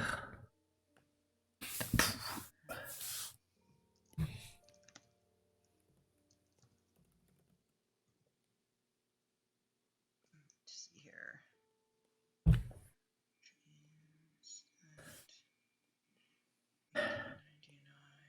Maybe the plants are still related. Does it say when he I'm bought rolling the a house? vibe check. Pipe check! Chicken? You're rolling a vibe check? Yeah. How are the Go ahead. vibes? No. Oh, Nope. I did not. Wait, power? Yeah. Power. No. You do not have a power of 47. The vibes concerning what exactly? This entire situation? Just Fine. how we feeling? How we feeling? Finding out if we're going insane. The vibes are moist. Ooh, moist. Ew, moist vibes. Ew. That's much worse than chill. Well- Does it say when he moved to Fairfell Manor? The article? It does indeed. It says that he moved in 1899. 1899. Yeah. Fuck Didn't you guys. I'm going to the nursery with my little shoulder pal. it not? All right. Okay. Let's put the Add in... let's put the Butterfly Spectre somewhere on the bottom of the list. As Honestly, much. he's the most honestly, the Butterfly Spectre is the most interesting to me at this point. Oh yeah, to me too. But the problem is we don't have any data on him. So let's not. Oh, I'm sorry. What day did Michael Fairchild died? What day Michael Yeah. Fairchild died? That shit, I don't know. Friday? Thanks. That's a Does the article not say? It does not. No, it just says he was found dead. Mm-hmm. This was 19. It was 19. What did we say? 1920. What was the year he died? like I'm it- assuming the year he died was 1920. I'm just saying, 1920 wasn't exactly a high point of forensics. I mean, you're correct. Like, oh well, the murderer left a lot of blood behind. Yeah, let's clean it up. Let's clean that up. Some of it might have been his. We don't Knock on the know. door. Hey, get on the floor. I knock on the nursery door. You knock on the nursery door. Well, there's no response. Good. And then he opens the door. It's the nursery. Puts the lenses on again and peeks around. Seems the same. There are still the big ass handprints in the corner. Although, on second inspection, a lot of the toys seem to have green on them as well now.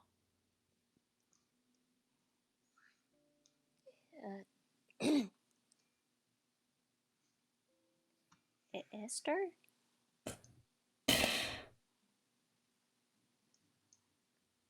There is silence in the room. Father David looks around, and the room seems unchanged. You don't have the coloring book on you, do you? No. Eh. But we know the name of the child who drew in it. Yeah, but maybe you could maybe you could bring her the coloring book. I would, but I don't have it because we had to chase after LeBlanc because she was about to do stupid shit. You did not have to. Troll brain was activating. You did not have to chase her. Yeah, we did. That was fine. He looks around and he looks at the toys, and the toys didn't have a lot of ectoplasm on them before, did they? They did not. Yeah, that's not good. He nods to himself. I hope you're having a good time now that it's gone.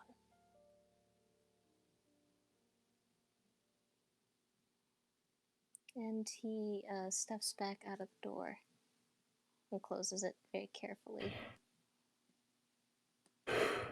Yeah, shoulder buddy! Shoulder buddy. Aw. Shoulder buddy. Shoulder buddy. You're gonna be so disappointed when that thing comes to life and tries to kill you at night. Miss Green, Yeah? there's something of note in the nursery.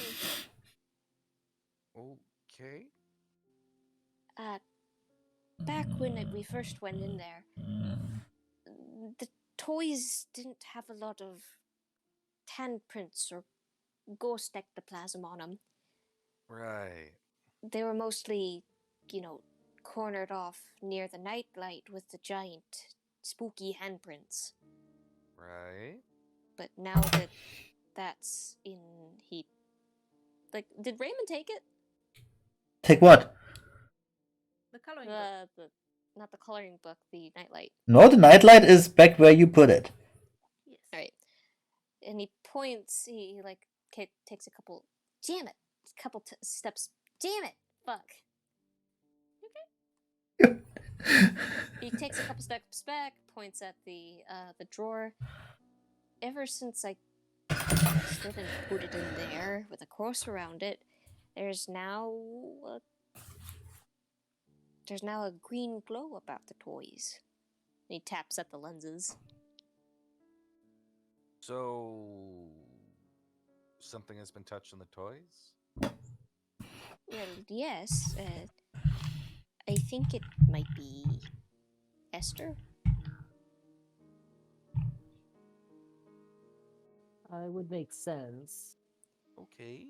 Since the tall, scary thing, the Shadow Man, which was in Esther's coloring book with her, is like the man. Now that the mansion nightlight that it seemed fond of is out of the playroom, it seems that whatever childlike spirit inside of the nursery is playing.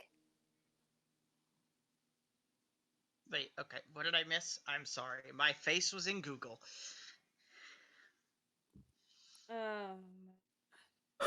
Weird. Patty? Well, What did I miss, Patty? I'm sorry. My face was in Google. Right.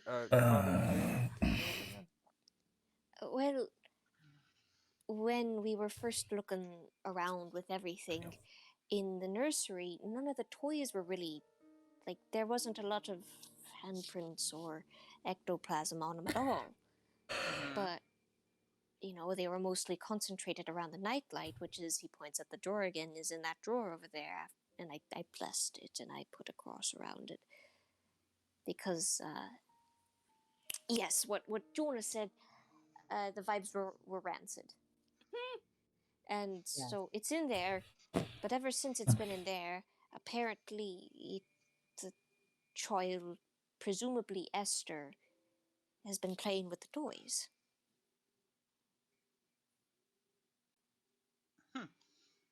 Where they weren't before. Yes, exactly. So, I think my original hypothesis about the Shadow Man not being a good entity is very correct. Oh no, like And let me. that she was not supposed to be friends with the Shadow Man. Something happened. I think Certainly what it's no, starting you to are sound like. absolutely correct. It was just my assumption. I didn't know if maybe it was my assumption that when he first appeared, probably when he first appeared to Esther, that she reached out in friendship to him, and I'm assuming that did not go well. Yes, it can be very easily presumed that it did not go well. But now we need to keep, for now, we need to keep that nightlight tucked away nice and firm. Whatever it draws in, I don't think Esther likes it, or at least whatever child remains inside of that nursery. He clutches slightly at his cross and looks back at it, haunted by the idea of something so young, robbed of life, and trying to cling to the echoes of it as a ghost. I mean, to be fair, we don't know how she died. We don't know if it was at the hands of the Shadow Man. Also, can we just I just want to get this off my chest. We have a lot of ghosts here. And I mean a lot. A lot more than is normal for a location. Granted, this is a over 200-year-old house. What do you mean more? That's not. What's the normal amount of ghosts in a Victorian mansion? Honestly, isn't that the right question? I mean, you wouldn't assume that every owner who dies in a house would haunt their house. Well, no, but like to this large of a degree. This is a large amount of hauntings, and every owner seems to essentially become a specter of some kind. Is it possible there's something deeper going on? We don't know that just yet, Dr. I realize LeBeau. we have not getting put together very a comprehensive timeline. I realize that's getting very occultish and very Lovecraft. What is a Lovecraft? It's not there. So Don't- Locke does have don't worry a about point. it. We can't. So there's like something going on here, and there's people who are walking around. We can call them ghosts. We don't really know what they are, right? However, important thing to note is that LeBlanc has a point. Ghosts aren't running around everywhere. I have spent a lot of time looking. A lot. And it's not like ghosts show up where terrible things happen. I've been to a lot of places where a lot of terrible things have happened. Haven't found anything. So if we want to figure out what's going on here, probably has something more to do with the house. Then It's maybe not. that. I'm sorry. Oh, sorry. Go ahead, Patty. I didn't mean to interrupt. Oh, okay. No problem. So there's a lot of like houses where a bunch of rich people went crazy and did horrible things to people. That's pretty common in England. That's pretty common around the world. That being said, in this particular house full of horrible old British people, this one for a reason is the one with the ghosts in it. Which would insinuate that there is something wrong with the house or the place rather than the people and the events that took place in it. And I'm wondering if the Shadow Man is tied to that, considering that he's the only one that doesn't seem to fit into any of these categories. He also wasn't the one. Yeah, he wasn't in the book at all. He wasn't. Granted, Esther is. Granted, Esther was before Gregory Hansen's, or was after Gregory Hansen's time, and if there is a time frame between or after Gregory Hansen where there was a new owner, and then that owner died, and then Esther came, and then Esther and her whatever family she came in with was here. It could be that previous owner after Gregory Hansen that is the Shadow Man. Because this list is at least what? Let me see. Let me double check my notes here. Oh, I don't like that thought. The ghost of some previous owner playing with a child and the child inevitably dying. I don't like that. I don't think we do Yeah, I that. don't Go to like the that at Ghostbusters. all. That's racist, but we're gonna have to live with that. The list is at least 30 years. The list is at least 30 years out of date. And a lot can happen in 30 years. Maybe it's something that was here before the manor. Like I said, it's possible that something, whatever it. This is a look. I mean, look at New York City. Let's Lots of not. terrible Let's things have not. happened in New York City. Let's not. Lots of terrible things have happened in New York City, but you don't see New York City being chock full of butterfly specters running around. Out of character, it's obviously just because the British are the worst. First of all, we all know what keeps New York City safe from ghosts. It's Pizza Rat. Oh, I thought it was the Ghostbusters.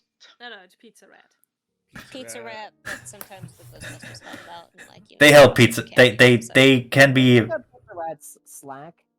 Who do you thought taught the Ghostbusters? It was Exactly. The Ghostbusters are technically subcontractors of Pizza Rat for tax purposes. Yeah. They're a sister company to Pizza Rat. Oh, They're a fully owned subsidiary.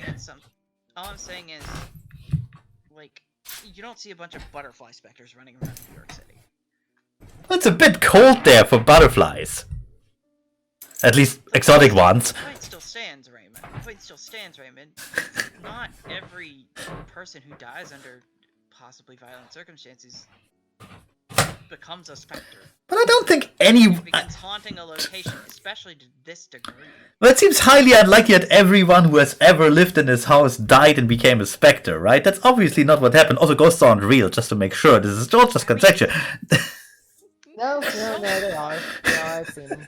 So far to this point, almost every owner that has owned this house and has died in this house, he's tied to a specter in some way.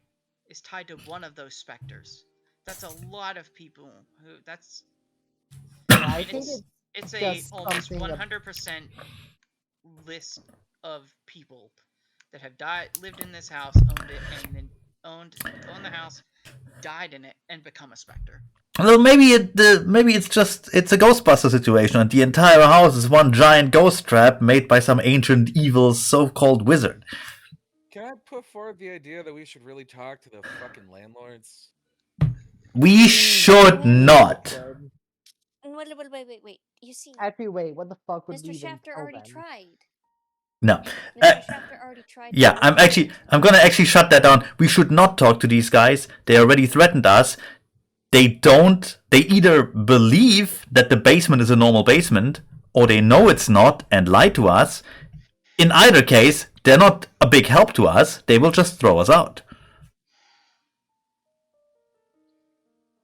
Why is this sounding like a weird fucking cult conspiracy out of a horror movie more and more? Oh, because it probably is. This is England. It totally is. Oh no.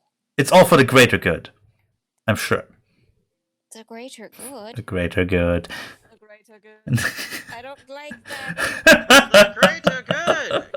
I'm just gonna to make the cross symbol. Knock it off. I'm gonna pretend. I'm just gonna say that the movie exists in this reality too, and we're just quoting it. Yes, absolutely. No, you're just making shit up.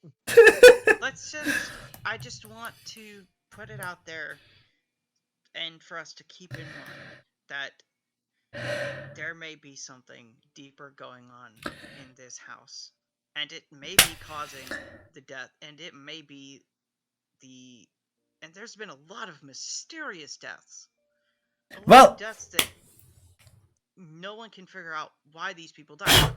Like Michael Fairchild. No one figured out how he died. He just died shredded by glass and butterfly wings. You could Buried spare under us the books in his detail next study. time, lass.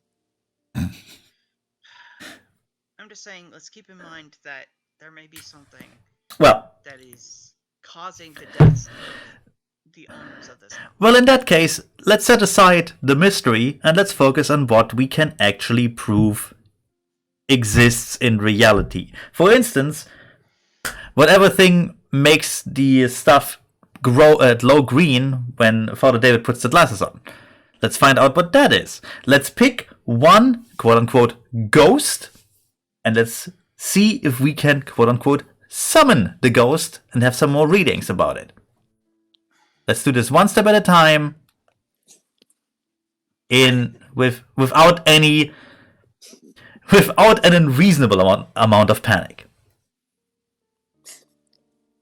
And we What have is a reasonable amount of panic to you? So far, we had a reasonable amount of panic. That's like a cat. It does.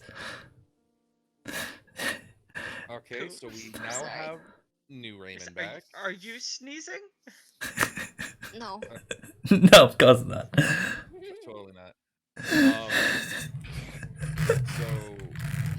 where was I? Yeah. So now we have new Raymond back. Yes, Celeste. On the gray handprints, or not gray handprints, on the green handprints,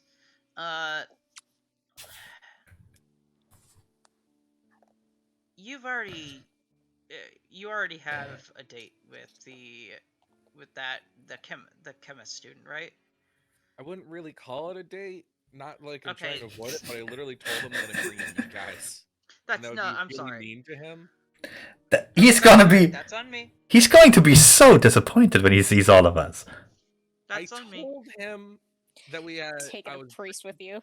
Yep. Yes, actually, literally, I'm bringing a priest with me. You want to get married right away. So, Yeah, yes, Leave room as for soon as Jesus. possible.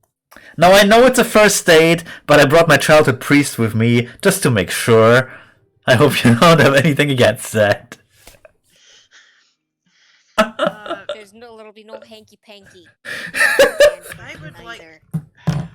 It's possible that he can help us with the green handprints. We need to get the glasses. We need to borrow the glasses from Father David. But I'd like to figure out what kind of glass is in those glasses. And if that's the case, what's causing the green handprints specifically? Yes, What that's kind of reaction. that's the plan. Got it. Finding out what the glasses are made out of may prove more difficult because I do not think we should cut a piece of them off. There will be absolutely none messing around with these glasses. And quite frankly, I do not have the expertise to know how you find out what glass is made out of what. Do we have any more of the glass that was showing green handprints? Don't think so. Nope. We never found anything other than those glasses. We never found anything other Well, than those glasses. Okay, well, presumably, since they're just glasses with some certain like some special glass in it, it's about wavelength, right? Right. So if we find out what the glowing green things are made out of in a chemical sense, maybe we can then try around with material like translucent materials with different things. Words. I know English. It might also help him identify the substance that's causing the green handprints. Yes, that's the idea. Literally just said that. Yes, that's the idea. Okay. Celeste is just next to me, repeating everything I say in a weird manner. It's great. Yeah, I'm your hype Celeste man. is- Yeah. Yep, Celeste is transforming into an anime girl. Oh God. Just repeating the last thing anyone said in a sentence. The last thing anyone said in a sentence? No. No. Look at my giant bouncing boobs. Oh, we're all looking, I'm sure. Anyway. So, I guess we all go on a mass date with Patty. Yeah. You do indeed. Patty does not have. Be. Also, 5-person date. Patty also You're does. invited to the polycule. Also, Patty does not have a name tag. Excuse me. Thank you. That will be for the next time. Yeah, because I'm starving Yeah. and would like Indeed. to. A little hungry make Today myself. it is getting late, It is. and we have been going for quite a few hours now. 3.5. Yep. There you go. That ought to fix the Patty thing. But that Yeah, was a better. lot of information that we got. We sorted through. We figured some more things. And out, all we found got- some more things. And all we got were more questions. Exactly. Yeah, that's how And- horror. and a games work possible sometimes. overarching haunt. And a possible overarching haunt to the whole house. We have found the plot line. It only took o- what, 10 sessions? It only took us a year. We don't measure these campaigns in human time, Connor. We really don't. Also, it took us 11 sessions. Oh wow, I was more spot on than I thought. Anyway, so with that in mind, you now have a plan. Yeah. You're going to find a ghost. You're going to get some evidence of said ghost. You're going to investigate. You're gonna do stuff. Next time. All right. Our next session, 3 months later. Hopefully, Next session, I- Dragon Ball Z. well, Ghost hopefully- Hunter Edition. hopefully none of us will get COVID again, and we can do this in a timely manner. Exactly. Ugh. Knocking on wood. Fingers fucking crossed. Anyway, No, I don't want to touch wood. Let me touch metal instead. ugh. Anyway, yeah. Say bye, everyone. Bye. Bye. Bye. Bye.